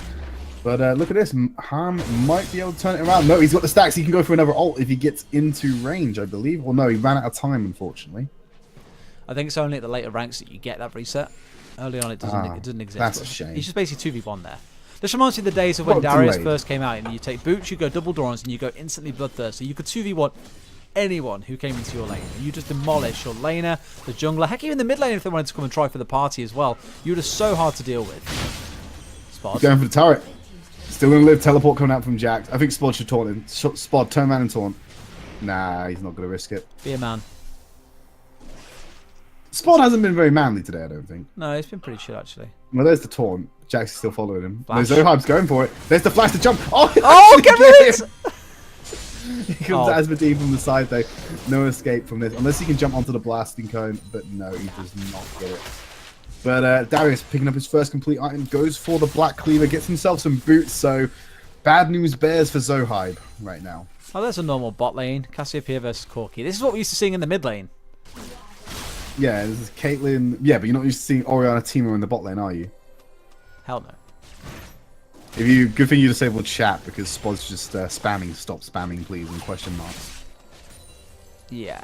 I can hear the kind of hit marker kind of sound. Yeah, Coming up with yeah, someone yeah. types, and I was like, what the hell are they saying right now? Some interesting text. I'm glad you got that disabled, Des. Yeah, I'll try and ask. Ask no questions. I'll tell no lies. But Exhaust coming down onto Fatal Swords, going for the 1v1 on the Tarm. I think that's something he can actually do. He has been eaten. Blind time for Asmodee and Jules to get there. Some free kills coming on the Fatal Swords as Asmodee picking up his 8th kill of this game, Des. 8 kills on a Jarvan. It's terrifying. Yeah, the lethality changes are nice. What can I say? Oh, look, it's starts HCL. that fight. Okay, block. Good boy. There we go. Good job. Now, if we got the kill though, that would have been basically a repeat at the start of the game, where HCL flashes forward, gets all the damage down, gets the first Mid blood. lane gets the kill. But they're pushing up on the bot lane at the moment. We can see Spod running down to the mid lane as well, so a little bit of presence going in there. I think he might be trying to get HTL, who's... I know he's recalled there safely right now, but Jules is working on the mid lane in the tower. Gonna have some fun with that, as Asmodee should take out that control ward before he recalls. They know where he is now, but they're not in a position to fight him. He's an 8-0 Jarvan. You don't want to fight against that, basically. No, absolutely not. Just get dunked otherwise. I mean, realistically, no one can really get away from him either. Maybe the Zac if he survives for long enough. Then you've also got Zohab who can jump away. Everyone else is basically a sitting duck to that Jarvan. Oh yeah, but the thing is, you got to remember, Jarvan can interrupt Zac's elastic slingshot, which is main mobility or escape tool. Very easy with that flag and drag. Ooh, get wrecked. He's just spamming Master Emote and laugh. Oh no, it's only the Tom Kench who does get pulled in with that. They're going to turn this around though, quite comfortably, I think. Going for the consume. Chipmunk does get chunked out a little bit. Tongue lash is stun? Ooh, just stun. Yeah, no, he gets the tongue lash stun, but he doesn't go for the consume afterwards. No, doesn't have it. Still on cooldown from saving Caitlyn. Yeah, it wouldn't need to be able to flash in that one. But Mountain Drake seems to be available. I don't think they're going to take it. They're going on to Tahm Kench, HTL, and Mard. Teemo's actually dealing a little bit of damage now that he's got those Source Shoes and that level 3 support item. But Jarvan's here to shut everything down. Ult in the middle of 3 of them. Oh, Does take out one. But look at this, Darius from the side. Spods having some fun. Asmodee might go down here. No, Tahm Kench would devoured and walk away. But Darius has got the... Well, he's got the mobility. He's going to come around, try and catch up to Zac. Decides to back off, but that was a prime opportunity for Darius to get a multi-man kill there. But Jules is off AFK farming in top lane, so... As you do. Once you get the Sheen, it does make it a lot easier to do that. I mean, potentially once you got back far as well. Here we go. Oh, and this is the ult, actually. Doesn't get stunned at all. Does get blinded. Will be enough. Does get the recovery of the health from the Q as Caitlyn supports him to get that kill. Zohib going on to Jules. Don't know what Zohib's doing. I think Jules can still kill Zohib. He has got that Trinity Force for Corki. Is his first major power spike. And he'll still chuck this tower away, let's not forget, because he does have the Trinity Force. The Sheen procs more than enough damage on the tower. And look how much he's doing to Zohab here without even really doing anything to him. That's just the rocket spam that's coming out. Oh. They just TP'd onto a minion to keep it alive so they can take tower, as you do. And even cancelled the TP afterwards. Cancelled the TP as well. But yeah, guys, I'll help you without ever actually being there. Easy P. Look at the first time. Wait, what? Okay, Cassiopeia first time GLP. Yeah, she went for the lance. Interesting. Okay. He went for the ice lance. Still sitting on that tier. I wonder how. I'm just going to check how many stacks of tier Cassiopeia's got. She's only got just shy of 400 stacks on the tier. Why is HDL still trying to 1v1 the Tom? No fear, man. Come on, be a scout. Be a real scout. Have no fear. Never underestimate the power of the scout's code. That's what Timo wants to say. It's Timo.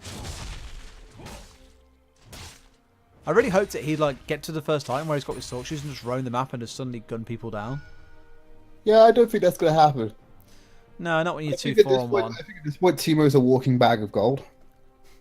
Or maybe not, based on how badly he's doing. As he laughs. I think he knows we're talking about him.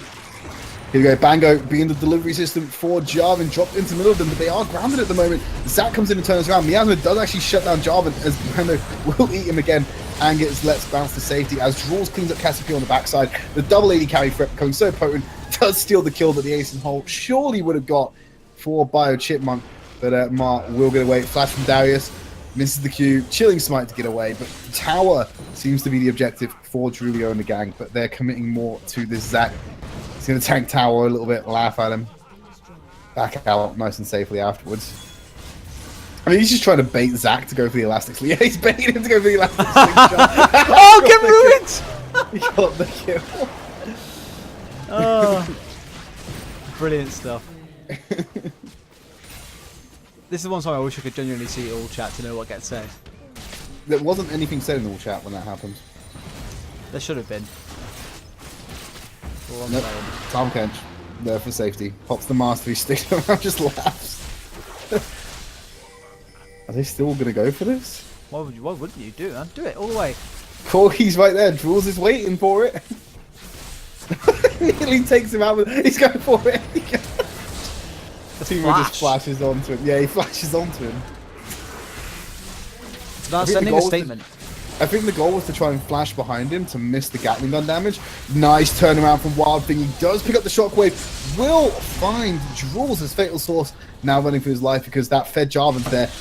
Pokes him with the lance. Gets himself another kill. Double kill for Asmodee. Well, poke isn't quite what I'd call that action with the lance. It's more like, you know, destroy, violate. Impale. Oh, there's a lot of terms I could use if this wasn't a PG-13 broadcast, Des. But True. I'm going to go with poke to save myself. Save your own skin. Yeah. Don't know why. What's the NUEL going to do? Fire me again? Just to confirm, it was a mutual departation. There was no firing or leaving on my side. Mutually agreed separation. Me and you never separated, but we're always together. That's true, but I separated from the NUEL. Mutual. And there you are, back once again. Yeah, only because you asked me to do it. Oh yeah, that's what I mean. You never Yeah, I'm truly back. leave the NUEL. You're always part Yeah, of it. that's true. Everyone seems to always find a way crawling back. Spot. Spod going for the 1v3. Does drop the ult, but the shield comes out to save the day. So this is the over-aggression, the mistakes you were talking about potentially here, Des, coming out for Drulio and the gang very early on. That is a Duskblade 11-0 Jarvan, by the way. Has picked up the Duskblade. Yeah, well, coming out of Fog of War, dunking someone, also attacking them for an extra 300 damage. Sounds like a pretty good deal to me. Like this. There you go. I love the fact that I know you're delayed to me because I saw that and just stayed quiet because I knew you'd see it like a second or two after me. Like, How is this behind? It should be like... Please. Okay, I'm speeding up. Okay, I'm up. I'm with you. you're up. Okay, good. But no, I saw that coming. I was like, oh, okay, here's Jarvan just going to ult and then Tiamat Q someone and that's it. Deleted. But Tom Kench, Bango, yet again with the saves on Tom Kench, throws the Tongue Lash and the Mastery, lets them know what's up. As you can see, Darius in top lane spots getting some damage on that turret. Bottom wave is going to crash against the inhib towers. Corki steals away the blue buff, I believe, and it's going to come around to the mid lane via the Zac. But jumps straight onto the Caitlyn, instantly eaten by Bango. When will he learn that when Bango is about, Caitlyn will be safe? Story of Tom Kench, really, or a good Tom Kench. Anyone will always stand by their carry. One thing I'd love to see is someone just build a team. Okay. Just leave him to Paint Baron. Wonderful. I'd love to see at some point a comp that only has one member dealing damage to champions. So it's only the Caitlyn. Tom Kench exclusively for So survival. you mean a Juggernaut comp? Kind of, yeah. They tend to hit other champions that will slow them down. I mean, literally, just do everything you can to buff up your AD carry and see what happens. So for that, I guess you would need like Nunu. Janna? Yeah. Do any support really with Ardent Sensor? Karma? Yeah, Karma would work as well. Move speed buff. I don't know what else should have. I suppose Orianna. She could deal damage, but movement speed and shields. Yeah, you don't want anyone that... Unless you have it so it's a 0 damage game from anyone but your AD carry. Kled Okay. charges in. Everyone runs behind him. Yeah, but also damages enemy champions in the process. Not if the enemy champion's Onya's. That's relying on the enemy teammate, and that is always a bad idea. Relying on your teammates is hard enough, but relying on the enemy team? Yeah, so absolutely useless. They picked up the Home wrecker. Mountain Drake. Tom Kench has got an own wrecker. Yeah, they picked up the Mountain Drake, but Baron and top lane tower are going to be taken down before Julia and the gang. Like Des correctly said, own wrecker using that tower to buy a little bit more time with it. Teemo solo split push bot. Definitely the option that absolutely useless need to be looking at. Well, at least he's not being absolutely useless. He is trying to make an impact, albeit a small one. A scout-sized one. Yep, I think that they should try and do the ball up. Nope. Bye, Orianna. Just as I chose to try and catch the stream up, we should have sped over Asmodee just dunking the Orianna. Yeah, that was a... Oh. Ruined! Oh, and there's a dead Teemo. Yep, he is genuinely absolutely useless. Yeah, it's all over. Julia and the gang. They've got this game in the bag, like we expected. But they're not going to end. Why would you? Have a heart for these people. To save brain cells? I don't know, like... Save my... I have probably about 3 left. I can't do Yeah, much after more this this game. tonight. Yeah, after Julia and the gang, it's kind of like, how do you follow this? Right, I tell you what, we're at this stage. I'm going to actually show that Ori getting dunked because it was quite funny. And chat's asking. Is chat asking for Ori to get dunked? So watch the... Okay, we're boys going to watch it now. In slow-mo. Where is she? Where is she? Well, it's before the tower goes down. Here she comes. Is the dunk.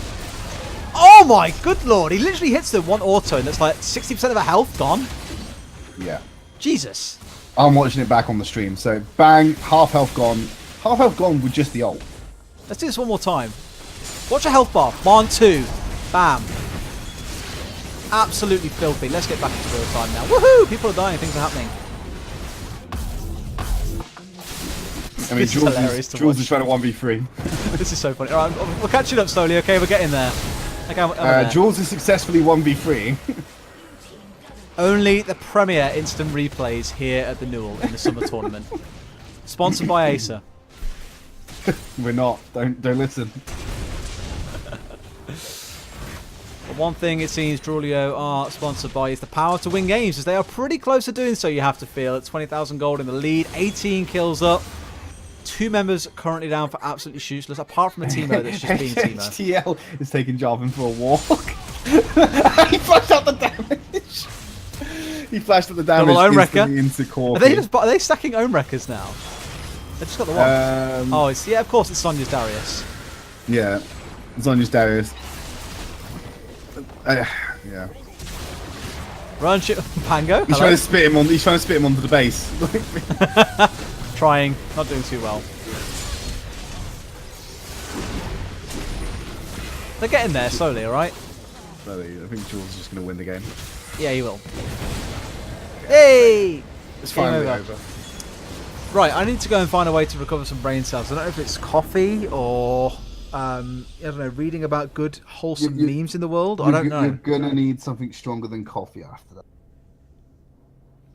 Strombo Dark Fruit.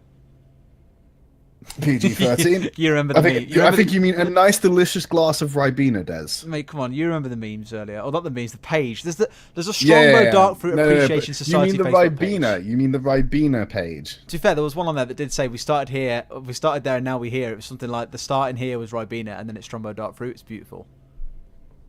I was like, it's wonderful, wonderful memes. Anyway, guys, yeah, the normal thing we say after a game is break time. I don't even know what to say anymore. We will go to a break, and when we come back, we'll have the final game of the evening. I believe someone has already lined up to play this game. Hopefully, it'll be a close one, so we can actually have a half-decent cast. I will let you know when we come back. Thanks for watching. With you again. Very half-decent. Half-decent, hopefully. Lol. With you again very soon.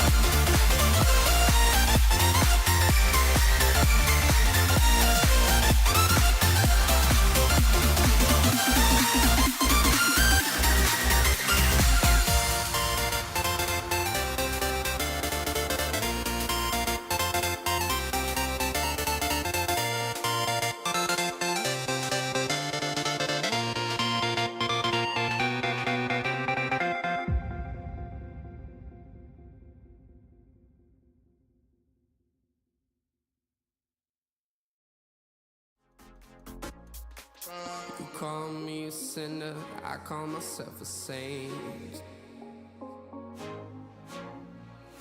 Living the hallelujah, today we close to pray. I'm feeling all happy, don't care about the fame. So now we living like it was the last day. Don't mind the gravity, all the things around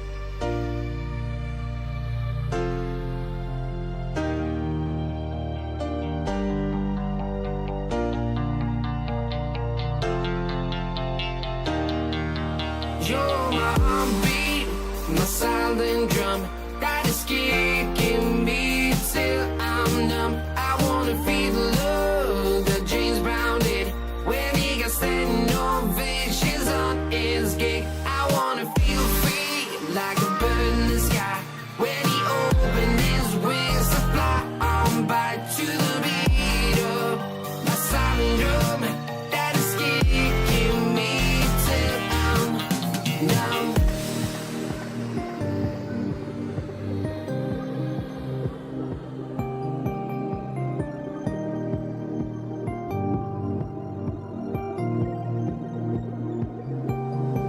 I wanna feel free like a bird in the sky when he opened his wings to fly on by to the beat of my silent drum that is kicking me till I'm numb. Oh.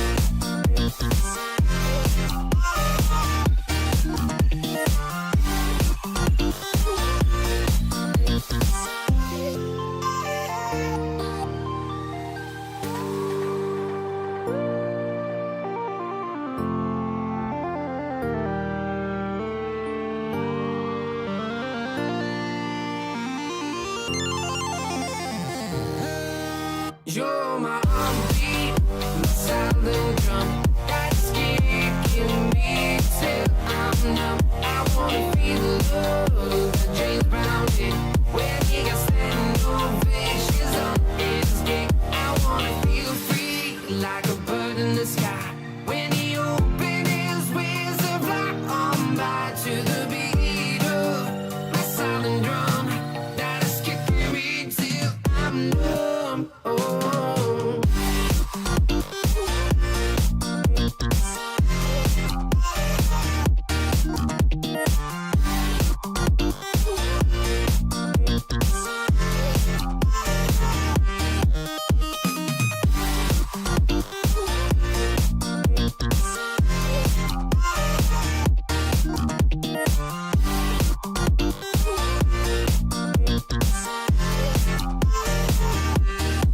You're my heartbeat, my silent drum that's kicking me till I'm numb. I wanna feel the love that James Brown did when he got standing ovations on his gig. I wanna feel free like a bird in the sky when he opened his wings to fly on by to the beat of my silent drum that's kicking me till I'm numb.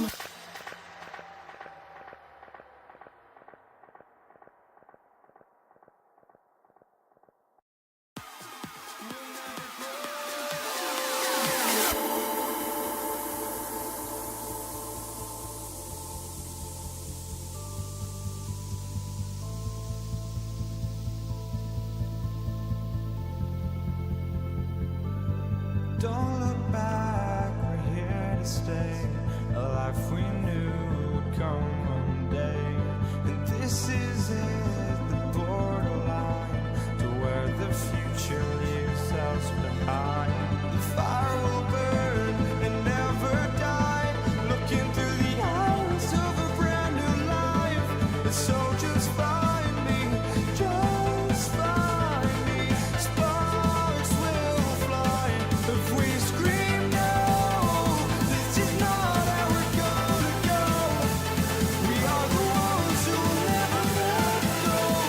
Just watch us roll till no one knows. We'll never grow.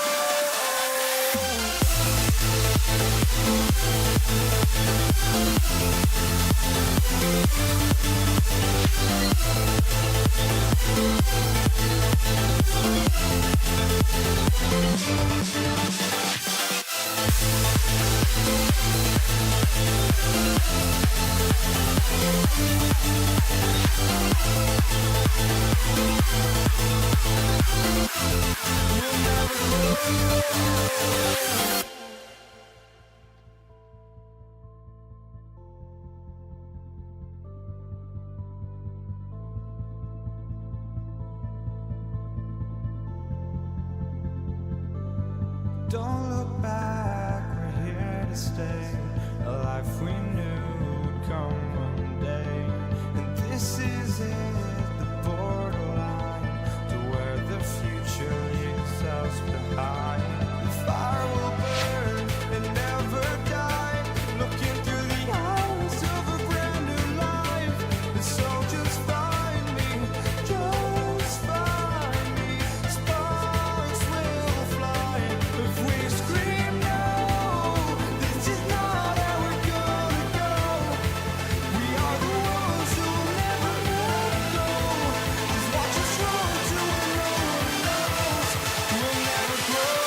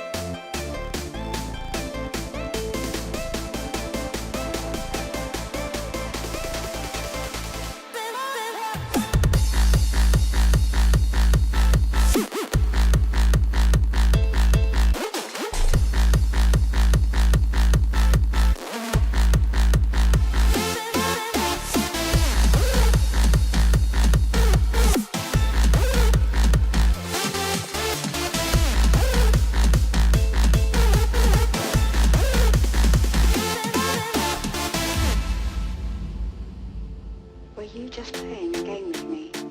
Sometimes I wonder. Or maybe we were both just playing a game, but using different rules. Often I would ask myself, do I really love you?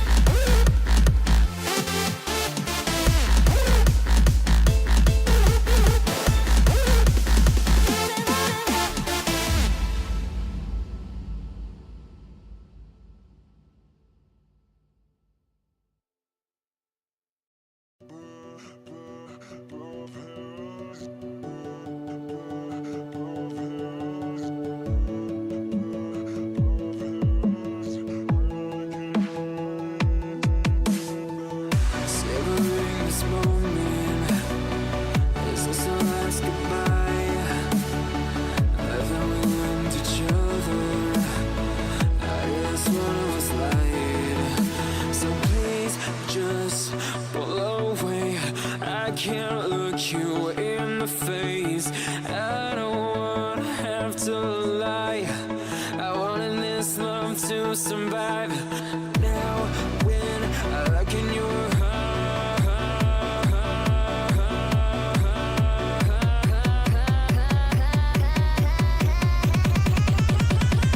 I feel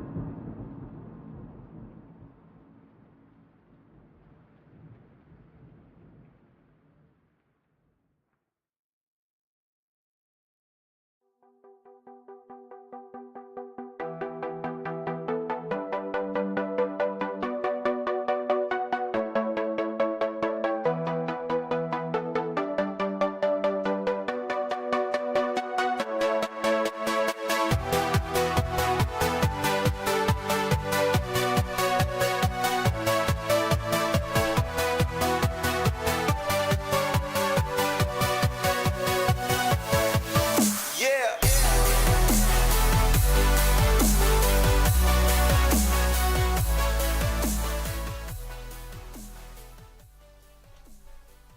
Hello, ladies and gentlemen. Sorry about that long wait. It has been a bit of a long one. We just found out that the team we were waiting on was stuck in a 67-minute clown fiesta. Just what you want in the opening week of the NUEL. But we are back with the final game of the evening. This time round, it's going to be Bangladesh versus Bantstorm Academy. And we've got some interesting names coming through from both teams that no doubt we will cover off in good time. And joining me once again, I hope he does have his mic unmuted, so he's here. It's your boy Trit.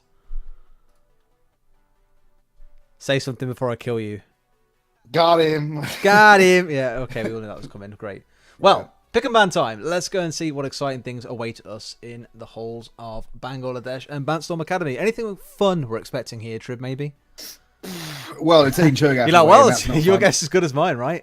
Yeah, pretty much. I mean, it took Cho'Gath away, so that's pretty anti-fun. So just looking towards the fun at the moment. Ari Bang coming out as well in the mid lane, targeting away from that. Maokai as well, so hitting those tanky junglers at the moment. Yeah, that's no huge surprise. We spoke about the Maokai attack earlier on, of being able to get both buffs by 2 minutes 30, making an appearance in lane at 2.5 minutes. And suddenly everyone's like, well, I was going to ward in 30 seconds, but I'm dead and my wards are no use to me anymore. So no big surprise seeing that one taken away. And Cho'Gath, he has the same benefits that things like Gragas do. You can play him in either jungle, top lane, even mid lane if you're feeling adventurous. And I bet you somewhere there is someone playing Cho'Gath support and everybody hates you. But please do keep on what you're doing. Keep doing God's work, my friend. Keep doing the Lord's work. We're playing Cho'Gath support. Definitely. But Caitlyn ban as well being taken out. So long range AD carry. Pain in the buttocks, so to speak, in the bot lane if you have to play against Caitlyn. It always seems to come out ahead. Don't know why. Just good Caitlyn, hard to keep down. Yeah, Caitlyn's had quite a couple of nerfs come through in the last few patches as well. First and foremost, she could no longer proc her headshot with Runar's Hurricane. She then had her base attack speed going down, so it looked like really she was due to kind of fall out of the meta and no one would see her anymore. But nope, that's totally wrong. We do keep on seeing her come back up, along with the rise of things like Jhin and Misfortune, thanks to the lethality changes. It feels like a pretty good time to be an AD carry main because it seems everything is viable, whether it's Twitch, whether it's Cogmore, Tristana, you name it, everything except seemingly Ezreal is viable right now. Yeah, well, lots of options to pick from AD carries, but in terms of what's been picked up right now, we have the Rek'Sai being locked in for Bangladesh and the Galio-Zach combination on the right-hand side for University of Birmingham Bantstorm. So Rek'Sai, super strong since her change. Again, had a couple of nerfs come through in the most recent patch, 7.14, just to try and rein her in a little bit and kind of take off those sharp edges that were coming through. The ultimate, a great execution tool and very good when it comes to getting into fights. In fact, what we've often seen a lot of junglers doing is maxing the E first, so you get the maximum true damage bite on her E. You get to use the tunnels more often as well. It just enables to be more mobile and kind of retain some of what was great about her before she had that ultimate change coming through. And on the other side, we spoke about Zac already a number of times. Him and Elise, basically top tier junglers at the minute. And Galio, despite receiving the nurse, still a super solid pick coming through if you want to play protect the AD carry composition. Absolutely, and looking forward to what they're going to have to pull out now for the rest of their lineup. We see Air hovering over a pick. We got a Zyra picked up here for Bangladesh, and I'm going to assume they're going to whack Tristana and Zyra into that bottom lane, so we already know what Bangladesh is running.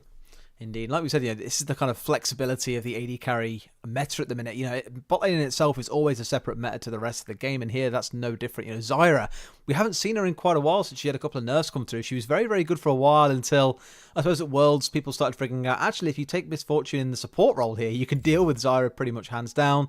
And I was just about to say, we're now starting to see more playmaking supports coming through, like the Rakan that gets locked in here. Synergizes ridiculously well with any teamfight-based compositions, and that seems to be the way that UOB are going so far, is looking for those team fights, looking for the big plays to start locking members down and make sure that Air, well, a flying midget in this case, the AD carry of Bangladesh, does not have a fun time staying alive. Yeah, absolutely. What you got to remember as well, there still is the option available, unless it's banned out in the second ban phase, for them to also take Zaya, who is quite a strong AD carry at the moment as well, especially when it hits up to late game. And that, surprisingly enough, lore-wise, it's weird. It's a weird direction for the Riot to take with this one.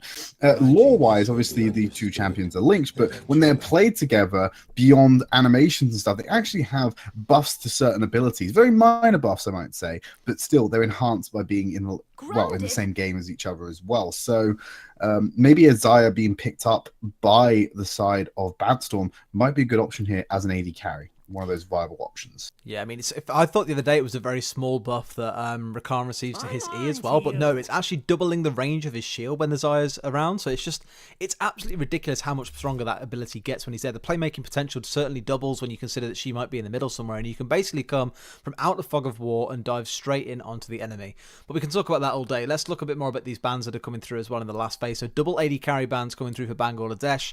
They want to try and make this lane as easy as possible. Triple in total. Yeah, absolutely. Triple in total. Yeah, they want to keep everything away from Deja Vu here. But as you alluded to earlier on, Tridge, you're absolutely dead right. That Zaya coming through makes perfect sense when the Rakan has already been picked up. Yeah, it wasn't banned away. Took out the Jhin and the Twitch. Not sure why they heavily targeted the AD carry champion pool, considering we already spoke about how there's so many options to take there. It seems like a inefficient use of their bans rather than targeting potentially the mid lane here, knowing that they're going to have last pick on that mid lane.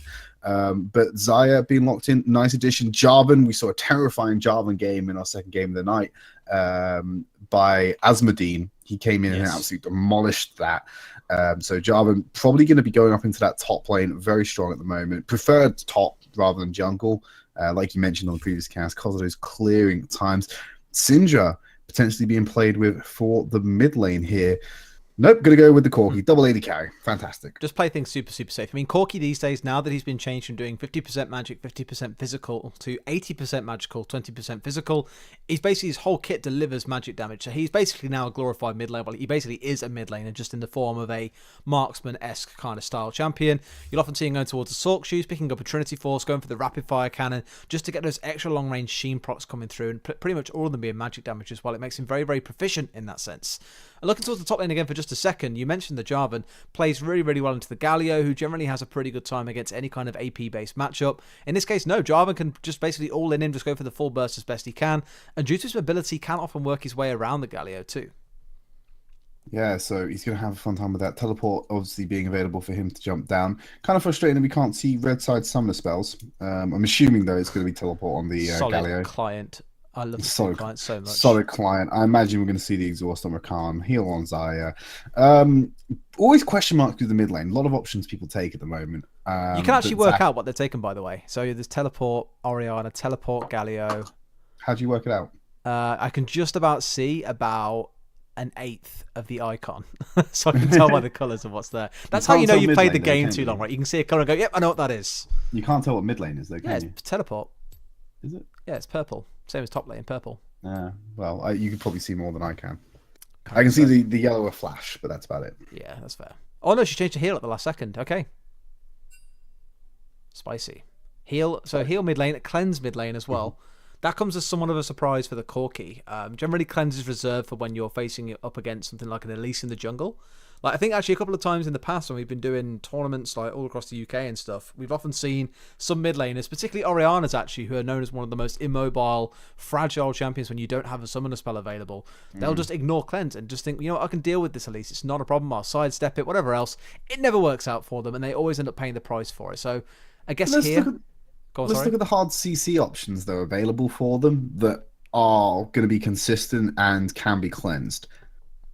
What is there? I'm guessing it's only Rakan's ult that can really be cleansed. You're looking at Rakan's ult. You're looking at the root coming through from Galio Zaya. Taunt. You're looking at Galio Taunt. You're looking at... There's a few things in there, I think, that can help, but I think maybe here something would have been a better choice, like a heal. Yeah. I don't know. I'm with you on this one. I don't think it's the most solid pick. Yeah, I think it will get its use, but there are more efficient options. And I keep saying the term efficiency today, and there is a lot of inefficiency going on. But looking at the composition as a whole, Jarvan, Rek'Sai, Corki, Tristana, Zyra in the bot lane. Zyra taking Ignite, going to be quite aggressive. Seems counterintuitive. Tristana can be quite strong in those early levels, but of course is known for that late game powerhouse. Same with Zyra as well, actually. She can have quite a strong start with her innate CC built into her feathers, but then also late game as well becomes a monster on top of everything else. Orianna is going to be great for those team fights. You got Zac in there as well. One of the things I've noticed playing the Zac and Orianna synergy is that if you mistime your shockwave with Zac's Let's Bounce, you ruin Let's Bounce. And I get so frustrated and even tilted when Oriannas do that in my games. Well, you can have it work out beautifully where you do manage to pull them on top of Zac, who then bounces Yeah. maybe 2 or 3. But you were tilting the hell out of someone in solo queue earlier on when you kept kidnapping 3 or 4 members away. It's the Jhin we were playing with, wasn't it? You kept pulling like, here you go, here's 3 or 4 guys that are all melee champions on top of you. Have fun, right? Yeah, not only that, it's after Tarek's invulnerability ult had been used effectively, so they were invulnerable on top of the Jhin. He complained about it, so I kept doing it. A true antagonist in the making. Yeah, I am a villain. But no, it's more about Orianna using Shockwave in the middle of Let's Bounce's travel because it knocks them out of the travel so they don't go to full duration, so they don't really travel anywhere. That's the frustrating thing. So there's some weird timings with the Shockwave and the Let's Bounce that can become a problem if they are left unchecked. It's the point I was trying to make. Well, looking at the kind of two... Not that I'm a terrible person to play solo queue. You definitely are a terrible person to play solo queue. But the point aside, looking at the two comps, the two things they're trying to do very differently. On the one side, for UOB, you've got a team fighting comp. They just want to be getting together all the time and trying to make picks happen as a unit. On the other side, though, it's more about their kind of separate ability to orchestrate fights and skirmishes around the map that don't involve grouping up as 5, because they've got these really, really good duelists here. You've got the Rek'Sai, who's great for that, the Jarvan, who we've seen time and time again in previous games just dunk people from 100 to 0, especially when he's got hold of that Dustblade. In fact, I recall distinctly an Orianna getting ulted and then auto-attack and being just dead immediately from those 2 abilities and, well, 2 damage procs alone, I should say. It was disgusting. Yeah, it was the half ult damage that came in, and it was the empowered auto-attack with Tiamat that finished them off. It was just filth. Pure, it was simple filth. I don't think we're going to see a Jarvan get to that stage in this game because that was a very one-sided game. I don't think Orianna's going to be at such a disadvantage that the same effect happens. I am not saying that Jarvan cannot do that to an Orianna. What I'm saying is that by the time that will happen, it will not happen in as short of a burst, and Orianna will probably have more options this time to not get completely demolished. Yeah, it's a scrappy one, and I think at least with the Jarvan, like, although he's gone pretty reserved here, gone so far, of course, for the Grasp of the Undying, he's got the teleport. It's all not really aggressive. Sometimes you'll see Jarvans in the top lane run Ignite because they just want to dunk people and try and kill them pretty much immediately. I still think you might see him trying to jump onto someone like a Xayah, who for the most part can look after herself. Maybe the Orianna is even the better one just to try and dive on here and think, you know what, she can't move very far and she hasn't got flash, she is going to be dead. That's what he can try and do, and we see it happen a lot. You roam down from top lane, you jump in, and suddenly those extra 2 or 3 levels you've got as well as the items just makes you practically unkillable practically unstoppable, I should say, when it comes to executing these 100 to 0 combos. Yeah, absolutely. I mean, like you said, Xayah, she's got the escape tools. Jarvan comes at her, she pops her ult, and at that point, Daddy Rakan's already come in and saved her. Speaking of daddies, Celestia Vega in the top lane on that Galio. Nice. Should be quite Smooth interesting. Nice segue. Smooth segues. If you also noticed our games, you probably didn't see it in Spectator, but me and Derry are close part of a club called Daddy as well. So a lot of daddies. And we had a player called Daddy earlier today. This is, if you have to title this VOD anything, Derry, it's NUEL Summer Tournament Week 1, Episode 1, Daddies. And we...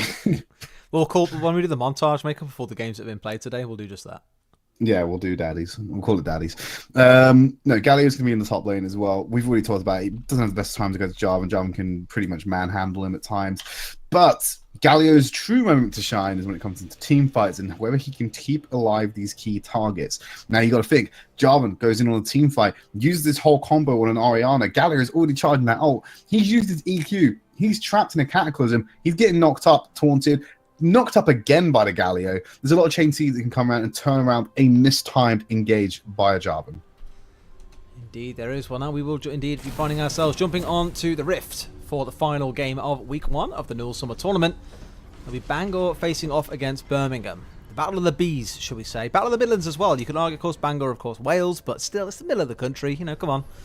Let's bring it home, Birmingham boys. That's what I'm saying. You're back in Birmingham on this I'm one? back in Just Birmingham. 'cause- All right, I'm back in Birmingham because it's basically where I live / work. Right, we'll go with that. Okay, that's fair In enough. terms of comp wise, I prefer the comp coming out of Bangor. I really like it because I think it's very skirmishy, and I prefer skirmishy comps to boring, endlessly never dying tank teamfight comps, which is what we're seeing coming out of Birmingham here. But there's a reason why they pick them. It's because they what the.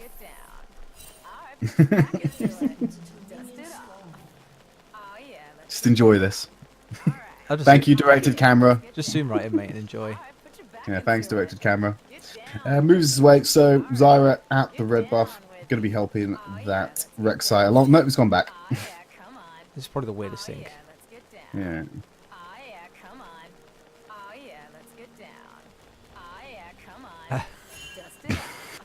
This is like some terrible glitch in a PlayStation 1 game. Yeah. They're trying to ping up there. So Jarvan's just keeping an eye on that blue buff, stopping the Galio from getting unnecessary vision. Has put the ward saying no, it's not going to be a blue start. Rek'Sai already in position. He's got Corki to help him out Chat as is a well. thing. Let's turn chat off. Yeah, please do that. Yeah. So you can see Zyra stacking up those plants, ready to go. Corki is helping him out, so he's getting a bit of a strong leash here, because Corki's going to help him clear that out. They're actually doing the super leash right now, which happens a lot with Nidalee and NALCS, particularly with Mike Young.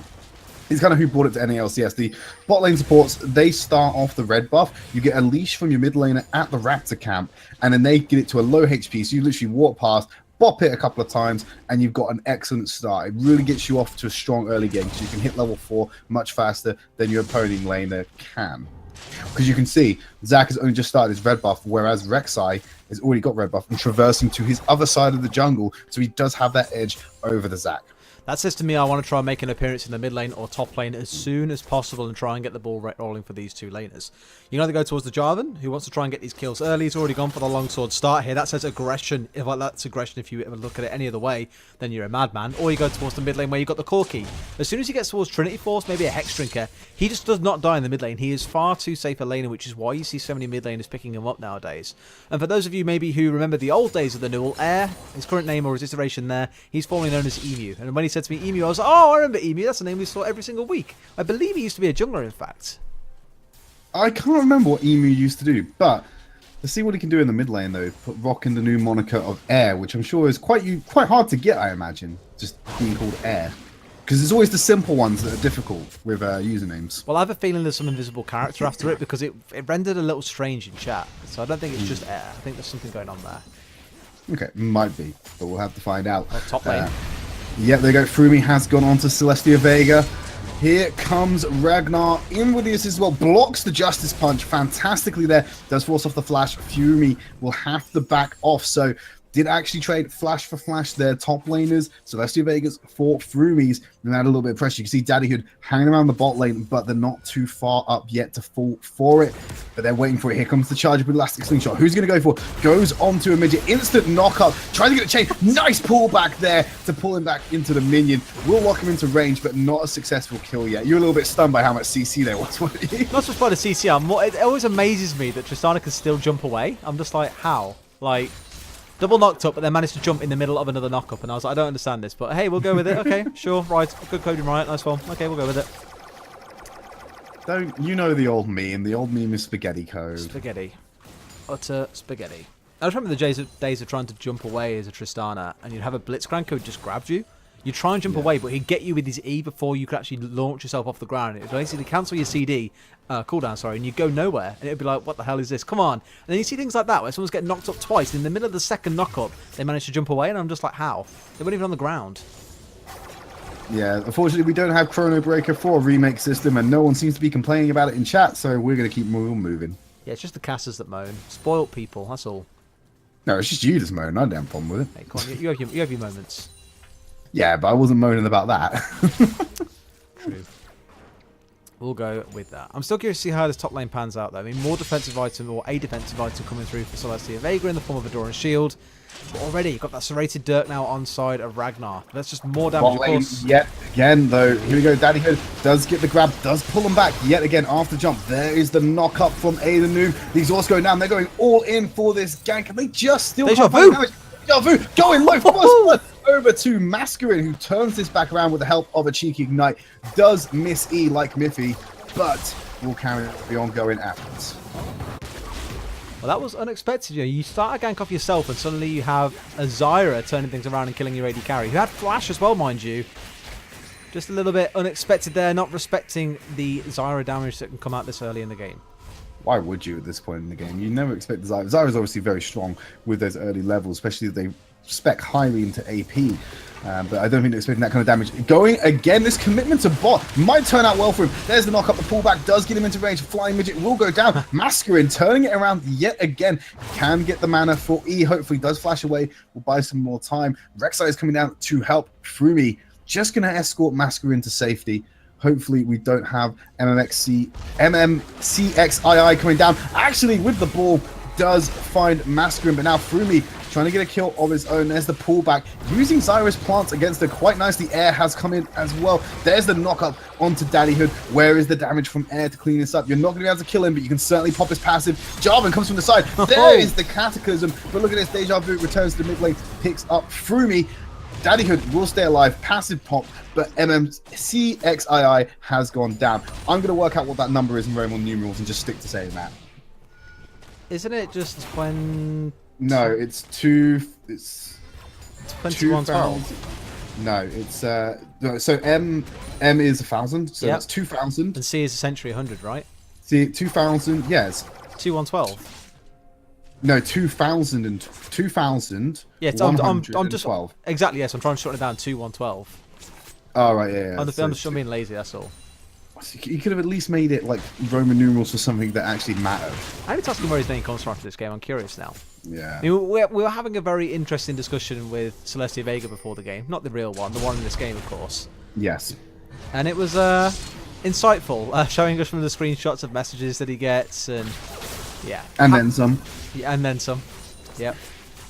All very interesting. After all the attention that's being played in the bot lane, by the way, now seeing Daddyhood go into top lane, trying to abuse Ragnar, has got the flash very early on. Daddyhood still going in, is going to be viable for a knockup, but can they chain the CC? Let's bounce away from the table. Doesn't matter though, Celestia Vega going to punch his way to victory and get himself a kill onto Ragnar. So if you turn around and something like Celestia Vega goes down, then I was going to be like, wait, hang on. Be very careful about the terminology I'm using with the University Babstorm top laner as Frumi goes in, misses the knockup. There's the command Shockwave. Hexdrinker being popped to keep Air nice and alive rather than being one dead Corky. But that's another survive gank for 2-1-1-2. 2-1-1-2. Even you're on it now as well. I've also been told by chat it was a song by Rush. So there you go. A Rush fan in our midst. And I can't say I really listened to Rush, so I had no idea what it was. But there we go. Thank you very much, kind sir. Yeah, thank you. Rush. Twitch chat being informative and not me. Well, that's because. Yeah, I know. It's a really weird time when that does happen. But no, a lot of Rush's music. Finding it hard to find puns. I'm sure I'll find something with the word Rush itself, though. Daddyhood helping 2-1-1-2 get that blue buff. Gonna keep him nice and healthy in lane. Corky has gone back yet. No packages have spawned for him just yet, so we won't be seeing him fly around and cause a little bit of chaos. But Daddyhood waiting in bot lane again. Really made his presence known in both bot and top to differing effects. Maybe needs to start doing more of an impact on this mid lane. Because it is even out at the moment. There is a kill for Orianna, but I somehow feel that Corky might start pulling ahead on this. He hasn't had the assistance, but he's still keeping up quite nicely. Well, we saw how this panned out last time Daddyhood came in for the gank. It ended up in a kill going across to Masquerin on the Zyra, who's currently 2-1. Did fall down in the end, but it's pretty stocked up for support right now. Has the Frostfang, has the Sightstone. Here comes the gank though. There we go. The chain CC is just so strong coming out from Bant. Bant squad as they go onto a flying midget will have to flash out of that one. But getting control of that bot lane means that they do have control of the Dragon area, which is definitely an objective they need to look behind. Cloud isn't the most important, but the sooner, it's like eating your vegetables. The sooner you get rid of them, the better it is and you can have your dessert. So get rid of that Cloud Drake and then you can have something nicer like an Infernal or a Mountain. I love the comparison you brought up there, or the metaphor, should we say. Yeah. It is. The people are like, oh, it's Cloud Drake, we don't need to get it. I'm like, no, the sooner you get rid of Cloud Drake, the sooner you can get a better Drake. Do it. I agree. Why would you not? The first starting coming through for Air. It's going to be the Hex Drinker just trying to make sure he can sustain in this lane and keep himself alive. Has to also be concerned with the damage that's potentially coming out of Celestia Vega and Daddyhood. You know, even though they are tanks, they do still bring quite a bit of damage to them. In fact, Galio was one of the champions who had his base damage nerfed recently, purely because his wave clear and damage on the Q far too obnoxious for a tank. It's like the old Nautilus with Riptide. It was just so difficult to deal with. It's just oppressive. That's what it is. It absolutely is. I'm still waiting for when Malphite comes back into things. Oh, I'm sure you'd love that. You'd love when Diana comes back, though. Well, she was half back, I think, with the new stuff, but not quite there.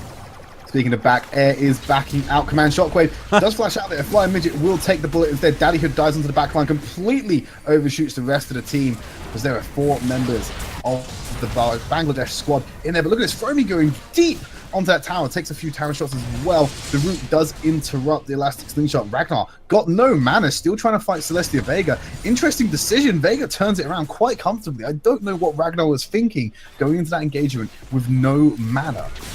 A bit weird is why you turn back in the first place with all that going on, but alas, Daddyhood almost managed to make a catch, but... Yeah, he almost did, but the Valkyrie actually went over the Let's Bounce before Let's Bounce could channel to actually take anyone anywhere. So, nice interaction, I guess. I don't know if it's entirely intentional to do that. Maybe just get to safety, but he did kind of debate out the Let's Bounce with that. It's a glorious way of doing things. And alas, now that that's not available, it does mean that maybe the bot lane ganking threat isn't there, or maybe the siege potential isn't as well, because one thing that Zac is really, really good at, or new Zac anyway, is diving in the towers and kidnapping away 1 or 2 carries, taking them back to your team and letting them be completely annihilated by the damage that waits there from your own backline. In this case, when that ultimate isn't available, the most you can do is get in there, but you have no way of getting back out again. You're kind of stuck in the middle of things, just thinking, well, I'm here now, I'm tanking tower, can I get out of this one? Often the answer is no. You have no boots either as well, so no merc treads, nothing like that. Although I don't expect him to start doing tower dives soon, it does start becoming a reality when you start looking towards these inner towers. Look who's bot lane, though. You can see that Ragnar's made the long trip down to bot lane without TP. Does have it so he can return to his lane after he's got this off. Is sitting on a ward for Bant Squad. They know he's down there. Fromy might still be unknown. There's not really the vision around there. But Oriana is coming down. There's going to be a huge collapse. 4v4 going on here. They don't know where Fromy is. They're going to collapse on 2-1-1-2. He's by himself, isolated. Command Shockwave finds no one, but Fromy has to lead it 2-1-1-2. But here comes the rest of the damage, making an entrance. Celestia Vega, the Jarvan, does manage to collapse on 2 of them, keep them together. He could turn around on for free by himself. Air has joined the party. There's the flag jack, pops the passive. Meanwhile, Celestia Vega has gone around and taken out Fromy as well. Not going to be able to find any more, but Air is the one who picks up the kill onto Daddyhood. That's a bot lane tower. I don't think Celestia Vega and Rakan can hold on to this one. But he's going to go in anyway. There's the taunt. Does miss, but look where Ragnar is. He's still going after Aidanoom. He's running low on that mana pool yet again, and Celestia Vega is here. Deters the follow. And they turned what could have been a tower and a Drake into just shenanigans by going a little bit overzealous with chasing them down. Into shenanigans. Pretty good way of summarising what happened there.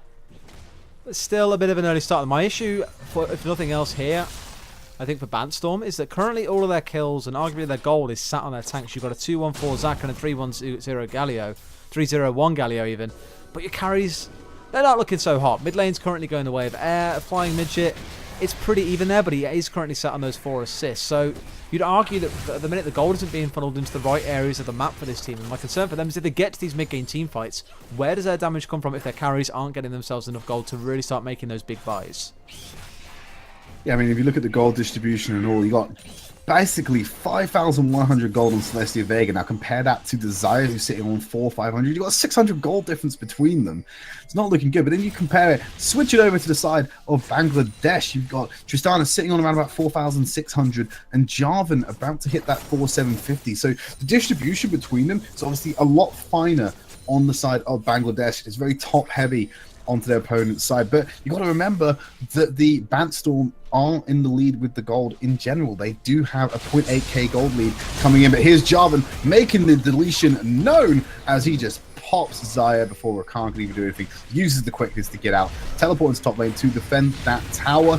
And good thing he held on to that. But Ragnar went bot twice in a row. Here's the 2v2 engage. Lots of CC coming out for Bantstorm. Have locked up Fromy. They just can't get back onto this tower. Fromy is going to go down. Have to change it over to Ragnar. But no, the ult comes out, which actually deters the dive. Ragnar one hit should do it. Gets the knock up. He's actually keeping Vega away. Oh, he flashes. He justice punch. There's the taunt and the empowered auto, but Air is here to pick up the kill. Starts the recall because he knows he is going to die. 2-for-1 trade in the bot lane, draw some aggro from the mid lane as well. That wasn't even a recall. That was his ultimate there, the grand entrance that he went to use to try and make the escape. But now that's on full cooldown. It's like, well, you could have saved that. There might be a fight in a minute around this Drake or around a Herald that you just don't have that ultimate available for. That's a very, very valuable resource now gone off the table. I want to point out as well that like Ragnar went bot twice in a row without even going to top lane. And he only just used his TP. He was committed to getting this bot lane ahead, getting some kind of edge. And the kills, they've gone on to Masquerin. And the kills have been there since the beginning. It's only assists. And they're being picked up by Air, who's coming down, by Freeman, who's coming down, and by Ragnar himself. So, not the best option. I think they're starting to suffer from the same problem that Bandstorm are, which is where their damage, their gold is going away from their carries. But you got to remember, Jarvan has the damage that Galio does not, so it's not the worst outcome, as top lane tower will go down. First brick for Air as he's trying to get away from this gang. We've got Celestia Vega in tow as well, does use the flash, but I think his days here are numbered. He's only got the red buff to go for him as well. Actually cleansed it before he got knocked back with the elastic, with the stretching strikes. Oh, So the rod of ages though. Oh, they're still going. There's 2 tanks under the tower. Daddyhood doesn't actually have his passive, so that's a kill for Air. Will trade, but double buffs going over to Celestia Vega. No one's inside to pick up the kill this time. Does open up Drake for the side of Bangladesh. You kind of half argue there that a shutdown's worth it, but I don't think it was in all reality. Like, yes, you get a shutdown, but Corki is still going to be a nightmare when he comes back up again. And once more, you're funneling more gold into these tanks. That's a 5-1 and 2 Galio now. Your laners, yes, they're still kind of maintaining themselves in terms of gold, but it's not really impactful. Hang on a bit though, then. I'll come back to the point in a second. 2-1-1-2, getting kind of caught out over here. Ragnar, there is the Jarvan, he's in the area. Deletion with the ultimate. The damage is too strong from him, but a flying midget looking for more. And does pick up the kill on the Masquerin with that root. Heal coming out. No knock up. The shield is there. Deja Vu, last man standing, will get taken out. Nice clean up here for Bangladesh. The point I was going to make, Des, is that there was no one else around there to go and kind of capitalize on that kill. So it's not as if they're making a decision to actually do this and consciously put the gold into their top laner. It's a case of there was no one there to take the kill other than Celestia Vega. Choice of getting a kill or not getting a kill, you're probably going to take the kill.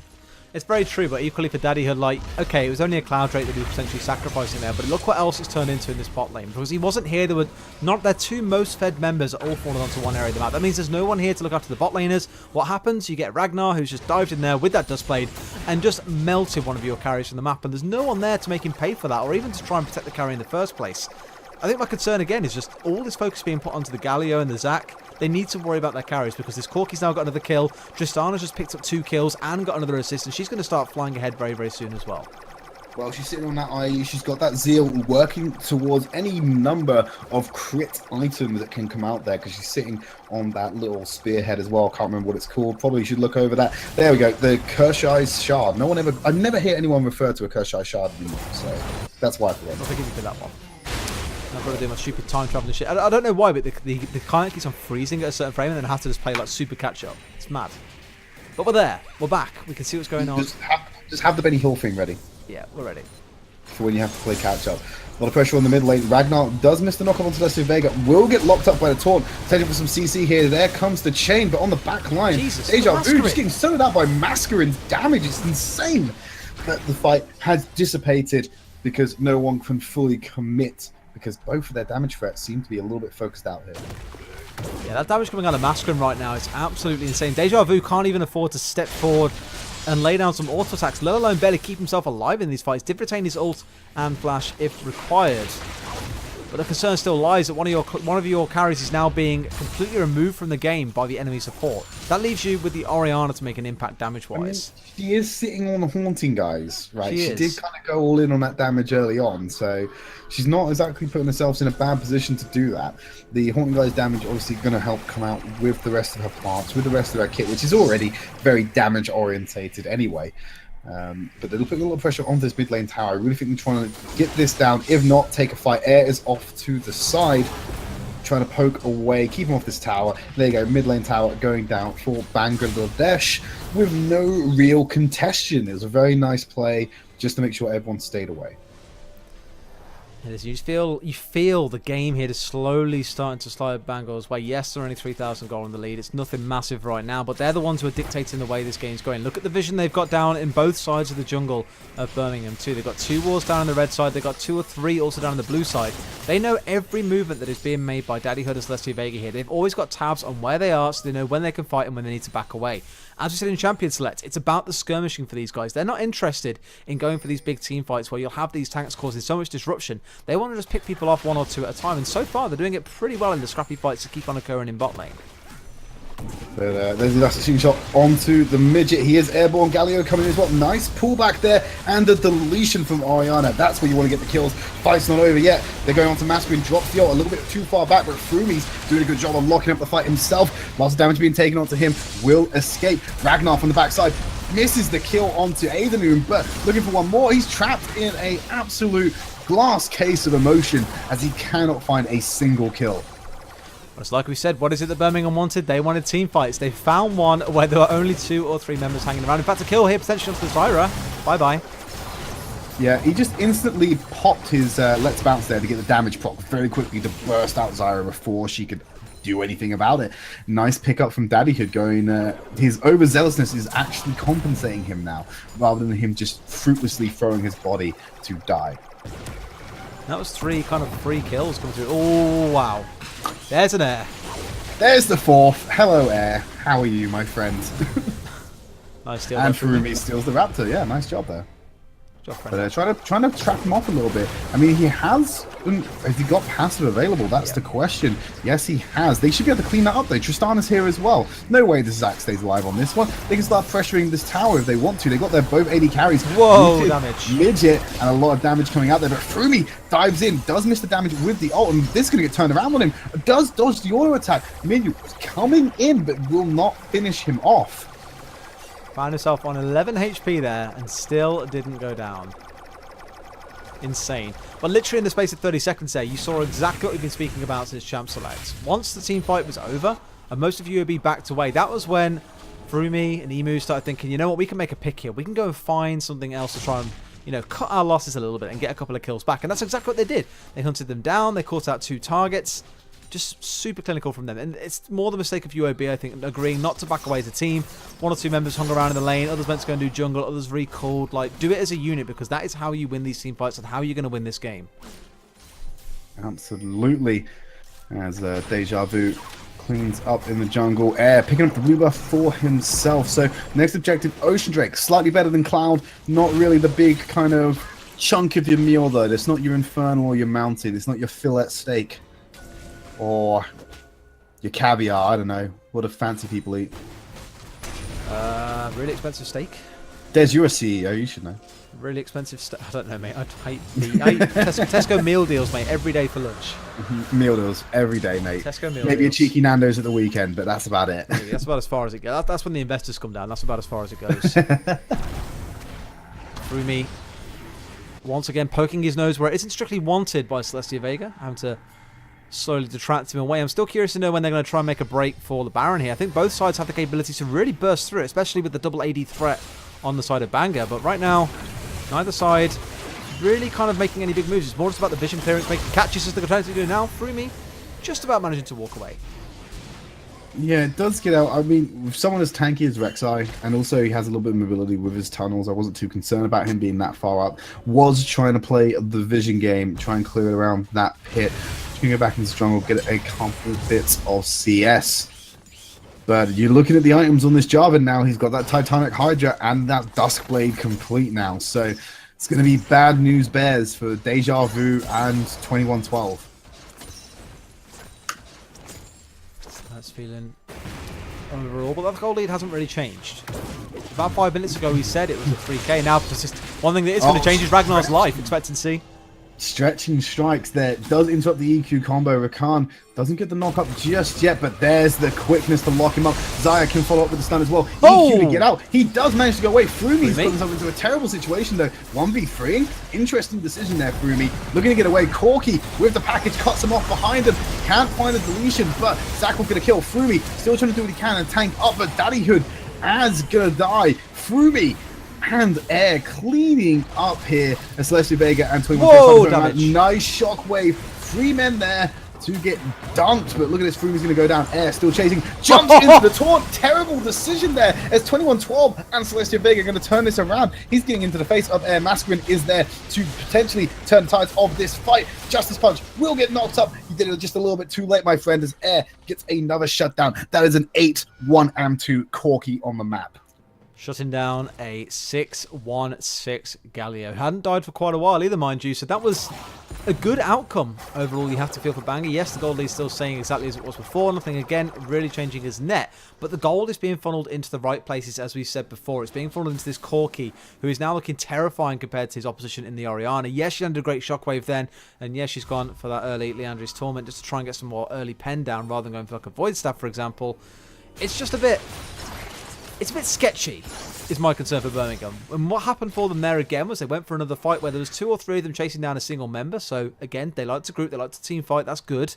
As soon as they were outnumbered, they lost. So surely the answer for them here is just group together, stay as 5, force things that way, because this current scrappy skirmishing style you're playing is exactly what Bango want you to do. You're playing into their way of playing and you're giving them all the advantages they need to start running away with this game, even if they're still only set at 3,500 gold.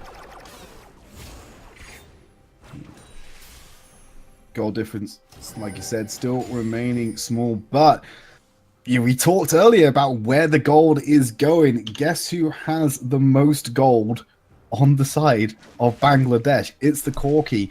12,500 gold, 2.5k up on its opposite laner.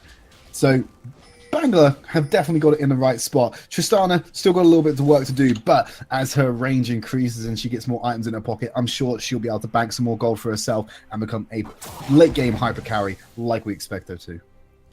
She might even just end up playing kind of second in command to the Corki here, who just basically sits at the front line alongside the Rek'Sai, alongside the Jarvan after he's dunked on someone, and just lays down damage that way instead. And there's not really anything wrong with that, I think. You often do see some AD carries will in games just pick up a whole ton of assists. They won't be the one who's dealing out the massive damage, but they're doing enough to try and make sure their team can get the kills. It just means that someone else picks up the final hit, as it might be. Yeah, and putting pressure onto this mid lane tower again. You've got the wave clear of Orianna to try and stem this flow. There's the elastic sheen into 4 men. Nice knock-up. Oh, yeah, but then you've got the ultimate coming as well. Command Shockwave finds so many of Bangladesh. This fight surely has to go the way of University of Birmingham. They're going to chain it, but here's Ragnar from the side, keeping everyone together. The ultimate being used by Deja Vu to keep himself alive, but guess what? It's Aiden who picks up the kill. Damage being traded left, right, and center as Daddyhood tries to keep Air off to the side. Celestia Vega with the Justice Punch will go on to Air and have their own little skirmish off to the side. The taunt is there, so are the wins to keep him alive. Frumi might be able to try and set this back, but no, here comes the support from 2112. That shield and damage that can come out could be huge. A flying midget though, he's going to get the call on Celestia Vega. Looking for 2112, will get dunked by the dissonance as Masquerade and Frumi are left to try and deal with these 3 players. Masquerade, you've got the ignite on Deja Vu, you will get the kill as well. 2112 flashes forward, there's the double kill coming out. Frumi, bit enough more than you can chew, I would think, as it might turn around, but no, Frumi gets the kill with the edge of his life. Daddy with the chilling smite kill mid-air to clean it up. So, guess what? That was the ace, even though it was delayed, coming out for University of Birmingham Bantstorm. So this game is far from over. Even with the gold deficit, they can hold their own in those fights. And the gold difference, this is the thing, right? A team that is ahead should always see that gold lead increase. So it was what, 3k 10 minutes ago? At this point, it should be at least 4.55k. So you're always seeing that increase in lead. It just shows that you're utilizing that advantage. The fact that it's still sat at 3k says that they aren't using it the way they could be. And even though that fight did go their way, they ended up finding themselves, well, it didn't go their way, sorry, they ended the fight 4 and 5 overall in kills. It was just so scrappy, and it's also getting to the stage now where you're starting to find that Bangor can actually compete with Birmingham when it comes to team fights. And for the longest time, we said Bangor do not want team fights, they only want to skirmish. Now it looks like a pretty good time for them to start team fighting because they are picking off the crucial members. It's just the scrappy end to it that can maybe be wrapped up for both teams to really start showing who is the strongest team and who deserves to win this game. I mean, with the gold deficit and, well, just the general player, you got to remember, Orianna was able to get a 3-man command shockwave onto the carries of Bangladesh after being knocked up by Zac, after being knocked up by Galio. It was beautifully chained abilities that just won them that fight from the offset. We do love a good scrappy game. We do indeed. Mountain Drake, so here's Whoa, the creme. damage. Here's the creme de la creme, by the way. That Mountain Drake is now up for grabs, but Air basically seeing Deja Vu to the door and saying, get out of here. And that damage and that threat has bought enough time for Bangladesh to come in here and take that Mountain Drake, keeping their Drake score 3-0 in this matchup. So Elder, that's going to be the next one on the cards. If that comes around and goes into Bangladesh's hands, it's basically going to be over with that many Drakes under your belt. That's when you start looking for the team fight. So that true damage burn might be just what they were looking for here, and especially when you've got tanks on side. So when you've got another tanks on the engagement, team, though. it can be great for that. Oh, Daddy Hood just fell short that time, looking for the stretching strikes. Will pull the two carries together. The cleanse comes in a second too late, but Celestial Vegas what an locked ult. up in the center. This is the counter engage they're looking for. Nice knock up, huge bits of damage. Quickness onto the back line, locks up 3 members. Command Shockwave will only find one, as they're now on retreat. So that's definitely how not to team fight by Bantstorm, as it just got completely shut down by the disengage of Bangladesh. Also about their catch potential, but you've got to give some credit over there to Masculine. I think that was a perfect Zyra ultimate between the backline, so between their carries and the front line of their own team. There was just no way for them to get anywhere nearby to deal damage without taking a ton of damage from the Zyra in the first place. So I actually want to keep an eye on Masculine now and see what he does in future fights, because I think he can really start orchestrating the way that these fights play out for the team. Well, it was that route that interrupted the Justice Punch from Celestia Vega into those Strangle forms as well, and it just disengaged the fight. So they couldn't combo the abilities like they could last time. You had the Zac come in, he didn't have the knockup. You had the Galio miss the knockup, and then couldn't pursue the CC for 21-12 to bring that shockwave damage. Like I said, only managed to get it off the Ragnar, and he was the only person to drop in that fight for Bangladesh. So very risky here. I don't think Daddy Hood wants to go on that slingshot though. That's not the time you want to be fighting. There's nothing there for you. We saw what happened last time around, that he went in for that one. In fact, it was the Rek'Sai with the knockup as he landed on top of him that prevented the kind of AoE splash from that elastic slingshot really doing anything to the rest of the team. All down to that timing, it feels, in a lot of ways. And I've got to admit, Ragnar, he had some really good dunks in the early game, but lately He's fallen off. Yeah, he hasn't picked anyone off at all. Again, he's trying to engage into a team of 5, and they just all group together and deal with him. Again, needs to go for these kind of assassination-based attempts almost. Wait for the AD carry to peel back and go for it. So here's what I've noticed. The team disengaged. Ragnar goes in. He's supposed to be leading the charge. He's the cavalry for the re-engage. But the re-engage comes too late. He's often left by himself for too long with nothing to chain off the back of his initiation. And it leaves him stranded while the rest of the team's playing catch-up. Speaking of stranded, Daddy Hood's all by himself. The knock-up is there. Does miss the knock-up from Rakan. But the damage is already there. 4 members of the team onto 1 Corki. Doesn't matter how much mobility you've got. If they're all on top of you already, you're dead, my friends. They might find themselves losing 2 or 3 towers here. That's if they don't choose to go for Baron instead. But either way, there are options on the cards for them. Completely out of position here, Banger. Caught with their pants down. Means they could lose a lot more than they bargained for. Yeah, they're looking to go for that Baron. They've got the complete vision control of the pit. I'm guessing that Bangladesh have an idea of what's going on right now. You can see them getting in position. There's the flag. It confirms it. Furumi is up for the steal if he can go in and get this. Mascarin gonna start locking them up and forcing them, splitting them out of the pit, causing great difficulty. There's Daddy Hood. He's out of the range of the Oriana ball though. He's by himself. Here comes the knockup as well. But look at this. Mascarin goes down, and the tank line for Bant Squad is keeping them together. But there we go. Look at that Sire using the ultimate to get away. Ragnar blows his full combo, finds no one again just because of the defensive play from the side of Bantstorm. And now it's cleanup duty for Bantstorm as they find everyone they need to. If they didn't have Baron secure before, they certainly have it now. It is certainly starting to feel that way. A flying midget trying to do what he can from the side here, but I think it's just not. In fact, the heal will be more than enough. Daddy Hood. Daddy Hood? He's been left by himself here. Daddy, no. They're going to get that kill, and hopefully they can get out. Oh, no, the teleport from Celestia Vega keeps him alive. The quickness coming out onto a flying midget forces him out of the fight, denies them that Baron by a little bit of greed, as Daddy Hood will still go down. Flying midget. Oh, and I've got the Corkies here as well. This feels a bit of a interesting package. More to join the ranks. Circus fiasco. Yes, it absolutely is a circus fiasco. I mean, Bantstorm, they could have taken that Baron. Furumi's not going to go in there with low HP, because if he steps up to the pit, you can kill him before he has a chance to smite steal. I think that's a bit of a playmaking misplay almost from Bantstorm to throw away their chances of that easy secured Baron to chase a couple of extra kills. You know what's the most interesting thing here? Look at the gold difference now. There is literally 100 gold separating the two teams. That 3k gold lead that Banga had for the longest time has now disappeared. It's gone. There is nothing more they can do here to hold on to the lead that they had. It's now, there's no lead to hold on to. It's literally gone. But the question now for me is, what happens in this next fight? Are we going to start seeing Birmingham pull ahead and start finding themselves in control of this game? Because for the longest time, it was Banga who was dictating, you know, where are these fights going to happen? Where are we going to try and find these skirmishes? But now, Birmingham are the ones who seem pretty more firmly in control, and their carries are coming online. That's a 958 Oriana with a death cap now. She is terrifying. I think unless the fight is stalemating next time and it ends quite evenly, the winner of the next fight will go on to win the game. I think at this point in the game, and this many mistakes have been made already, I feel as though if someone capitalizes off of the lead now, they're not going to lose it.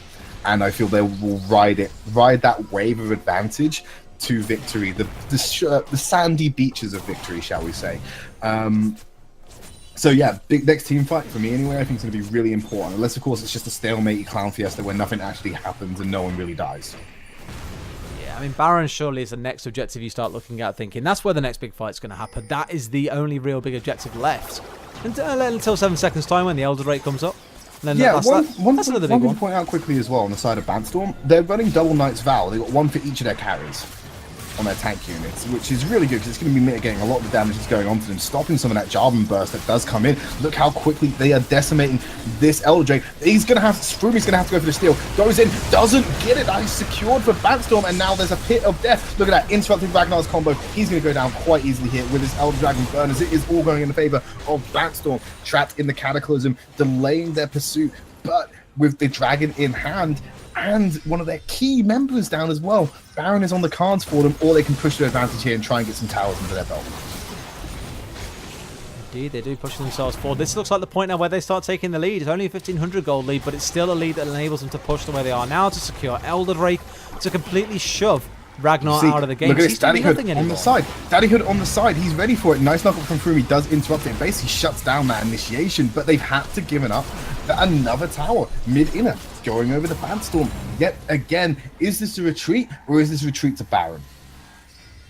I mean, really, when you look at this comp of Zac and Galio, it does exactly the same thing that you often see Maokai doing, and why he's appreciated so much is that he'll pop his ult in front of a tower, and the enemy team has no choice but to run away, otherwise you get rooted down. Oh, here comes the engagement to Frumi. Speaking of being rooted down, Frumi blows up, stretching strike, thinking for Daddyhood. Does get sent way away there. I'm not sure how that worked out with that distance, but hey ho, here we go. Celestia Vega being the ball delivery system for Deja Vu to pick up a kill off the back of that shockwave. Indeed. Just to round out that point I made a second ago, with Maokai, you use the ult, you force the enemy away from the tower, because if they stay, they get rooted, they get dived on, and they die. This compass is doing exactly the same thing. You have Zac diving into the backline with the elastic slingshot. Immediately, Celesta Vega follows that up with her ultimate, and if anyone stays, they get knocked up and they die at the hands of Daddyhood, and they get kidnapped away, or you find out that actually you've got 2112 with his ultimate following through as well. There you go, Ragnar goes in, will actually find a kill with the help of a flying midget who's starting to come online here. Double kill, looking for one more. Air finds the triple that midget should have had. And Daddyhood will secure Baron before he goes down, but it's only on 2 members. Daddyhood gonna go down. They have to try and interrupt Celestia Vega before he goes. One order should do it. No, a flying midget just too short. So they do secure Baron. They've lost their Elder Drake. The Baron's only going to be on to one member of the team, and that is the Galio, who you probably want going for a split push, if I'm honest with you.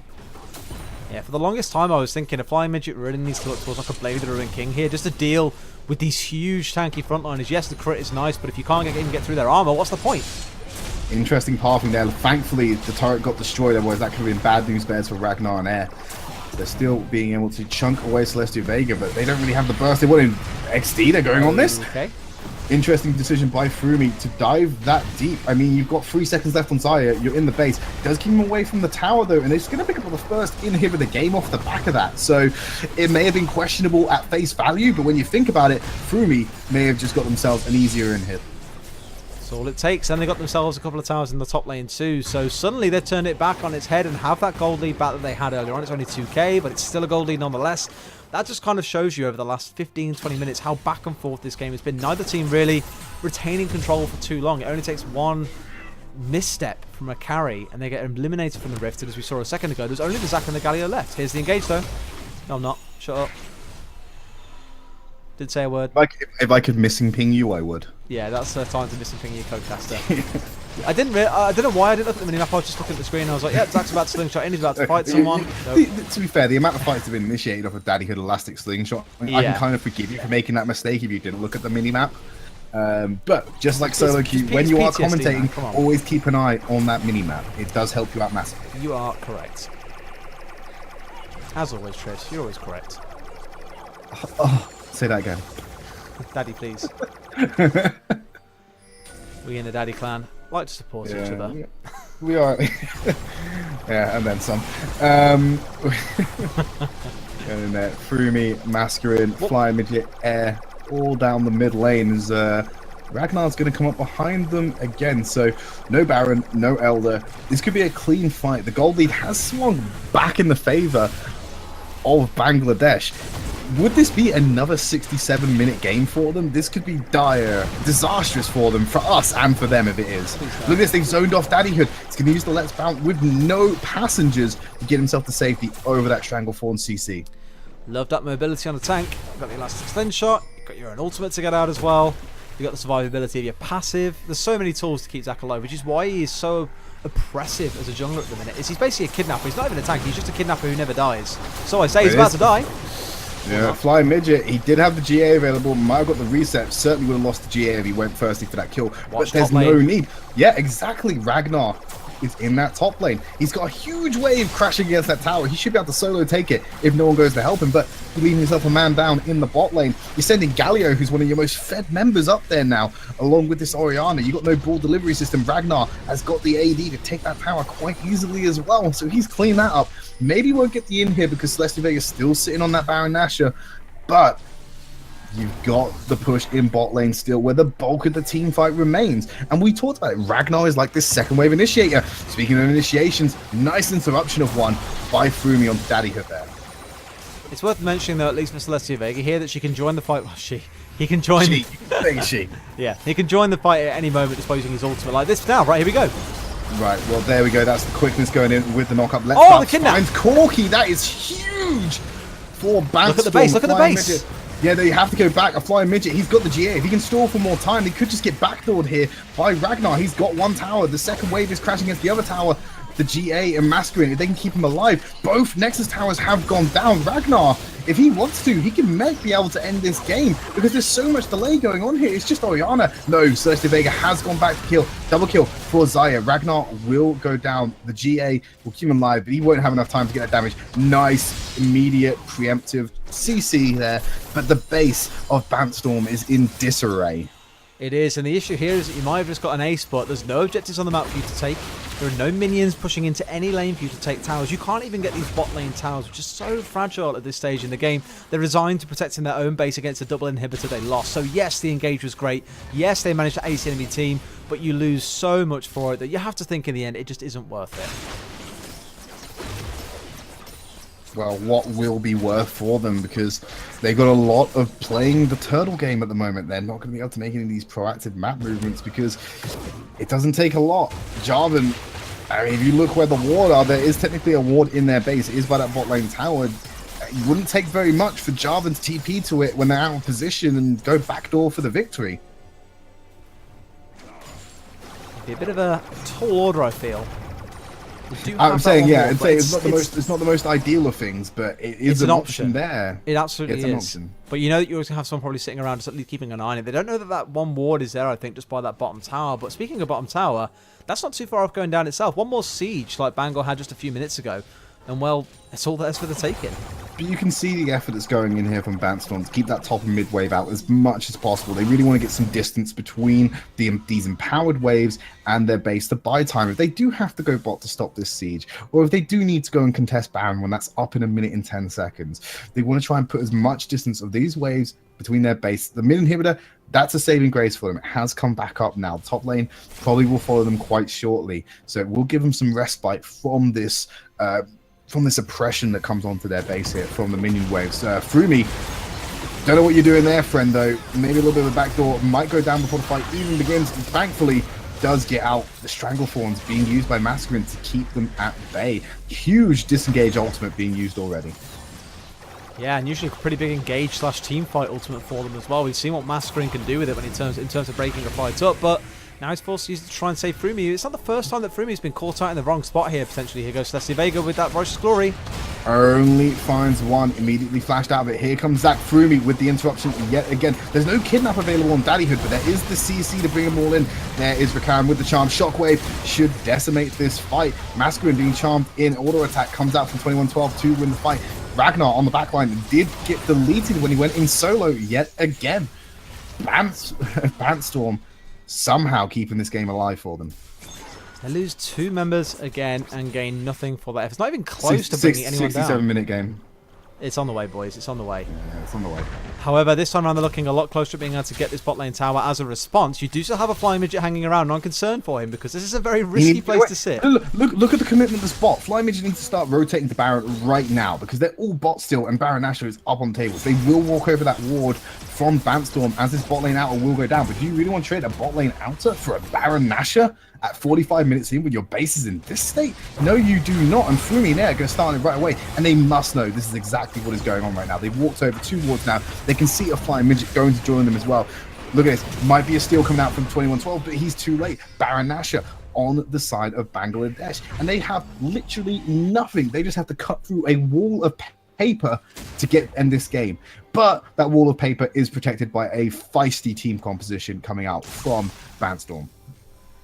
It is, but the real question for me here is what use is the Jarvan? I think he was on 4 kills earlier on when he was like 4 and 5. Now he's 4 and 11. Still on 4 kills. He's still on 4 kills. Hasn't assassinated anyone in a long, long time. Oh no, Masculine, what are you doing? Let's Bounce actually finds Frumi as well, draws him into the fight. Here's Ragnar. What are you doing, Ragnar? You guys need to stay alive because Elder Drake is up. You need to force them to choose between Elder or their base, or you need to be able to win a fight. You've just lost Masculine, so you need to be very careful about how you play this next phase because you could throw away a very nice win condition that you've got yourselves a hold of.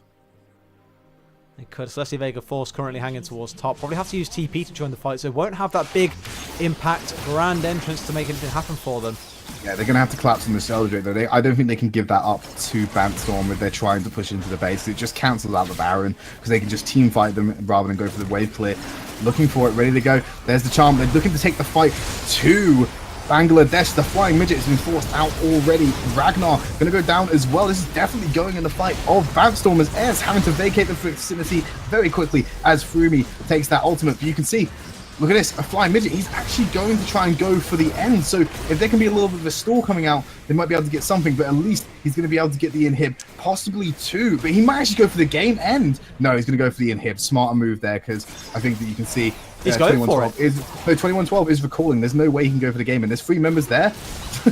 Dies midair. But he's brought people away from the Elder Drake. They might be able to turn this around, potentially kill Daddyhood and Zaya. Yeah, look at this. The Elder Drake hasn't gone down, and they're still fighting this one. Zac has been sent away. Shut down here as Masquerade takes out Deja Vu. Elder Dragon is low. If they can keep Zac away from this, they might be able to keep the Drake alive. He goes in. Stop attacking it. Stop attacking the Drake and just kill Zac before the smite goes on. You might be able to do it. Now this, you got it. You pop this passive. Go for the take.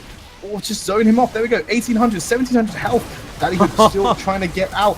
Aiden Noom gonna use the charm, but no, Zac's away. You can take this Elder Drake before Zac can come back in. You just gotta do it quickly. There we go. He's got it. Elder Drake comes in as Daddyhood cannot get there back in time. Air needs to just sacrifice the sacrificial lamb.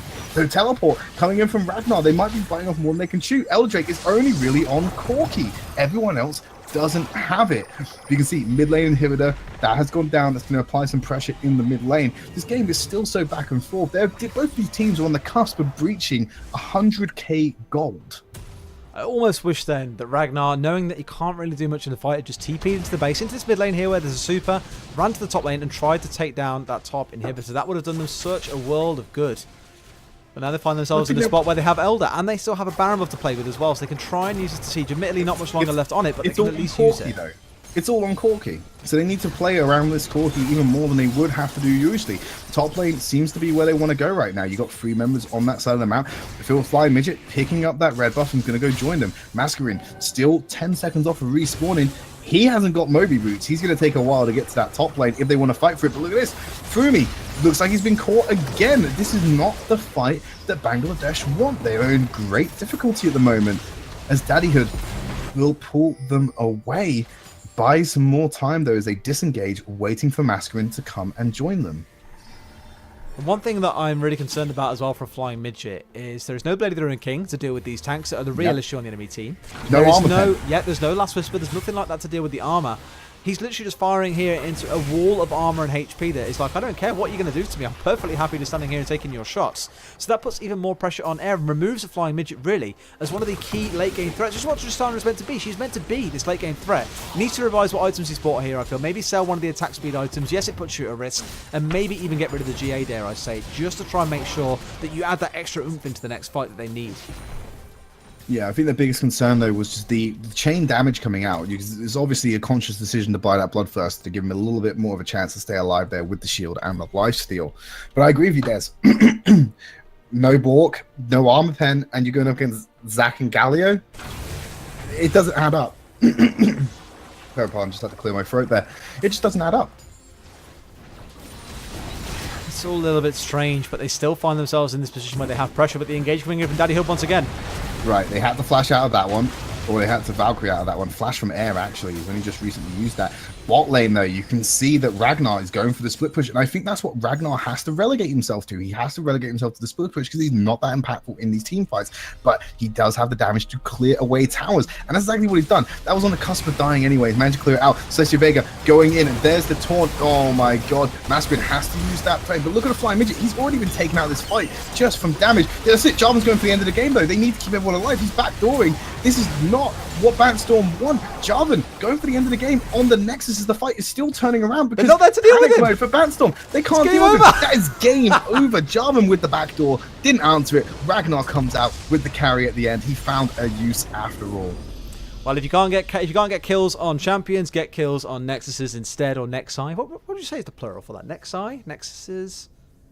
Nexi rhymes with Rek'Sai. Rek'Sai. We'll go with it, right? But at least he got themselves to the end of the game there. So congratulations to those guys for a very, very hard-earned victory. That must have been really, really taxing on these guys too, because let's not forget, prior to this game, they had a 67-minute game. This one was 51.5 minutes. They've played nearly 2 hours of League of Legends there in 2 games. That's crazy. Yeah, it's mad. Just insane. But for the longest time as well, let's kind of wrap up on this game as well. The others we kind of skipped over, but this one I think is worth talking about because it was a great game overall. You know, we had questions being asked of like a flying midget and stuff on these item builds towards the end. But overall, it was just a fantastic game. The tanky front line coming through from Birmingham was great. You know, the Orianna had some fantastic shockwaves. It just felt a lot of the time that, you know, Deja Vu always had his number, Masquerade always had the number of Deja Vu down. Didn't let him even get a look into any of these fights. Yeah, absolutely. And I mean, it's Tristana wasn't the impact. It was all on the Corki, that game. It's you know, questionable build choices from Tristana, fair enough, you know, that does kind of put her out of it a little bit, but Corki being the one who had the damage was the main damage threat. Ragnar certainly wasn't. He fell off massively into the late game with terrible decisions, poor timing with his initiations, but he still found a way to make himself useful, and that was through split push. You had enough disengage coming out. Zyra picked herself up as Zonya's as well. She was a pretty easy target with the squishy HP pool, but they managed to hold it out, and right there at the end, being able to stall out that fight and put Batstorm into Panic Storm was definitely the winning move they needed. It was indeed. Well, that ends up the first week of the NUEL Summer Tournament and the first 3-0 coming through. Congratulations to Bangor Ladesh for closing that one out in pretty convincing. Well, I don't want to say convincing. I wouldn't say it was convincing at all. It was scrappy as all hell, but it was convincing enough that they managed to get themselves the win after 51 minutes. So they've had 2 really long slugfests, but have pulled through the other side 3-0. We will be back next week at the same time, so 6:30 on Sunday for week 2 of the Summer Tournament. Trid might be. I might coax him into it once more. We'll have to wait and see. Nah, mate. Nah, I'm out. I actually like. I don't get paid. I really like Emu's statement. It's convincingly unconvincing. Yeah. That's probably the best way to sum it up. But on that note, we will leave it there, guys. Thank you very much for tuning in, and we will catch you all next week. Thank you. All right. See you later.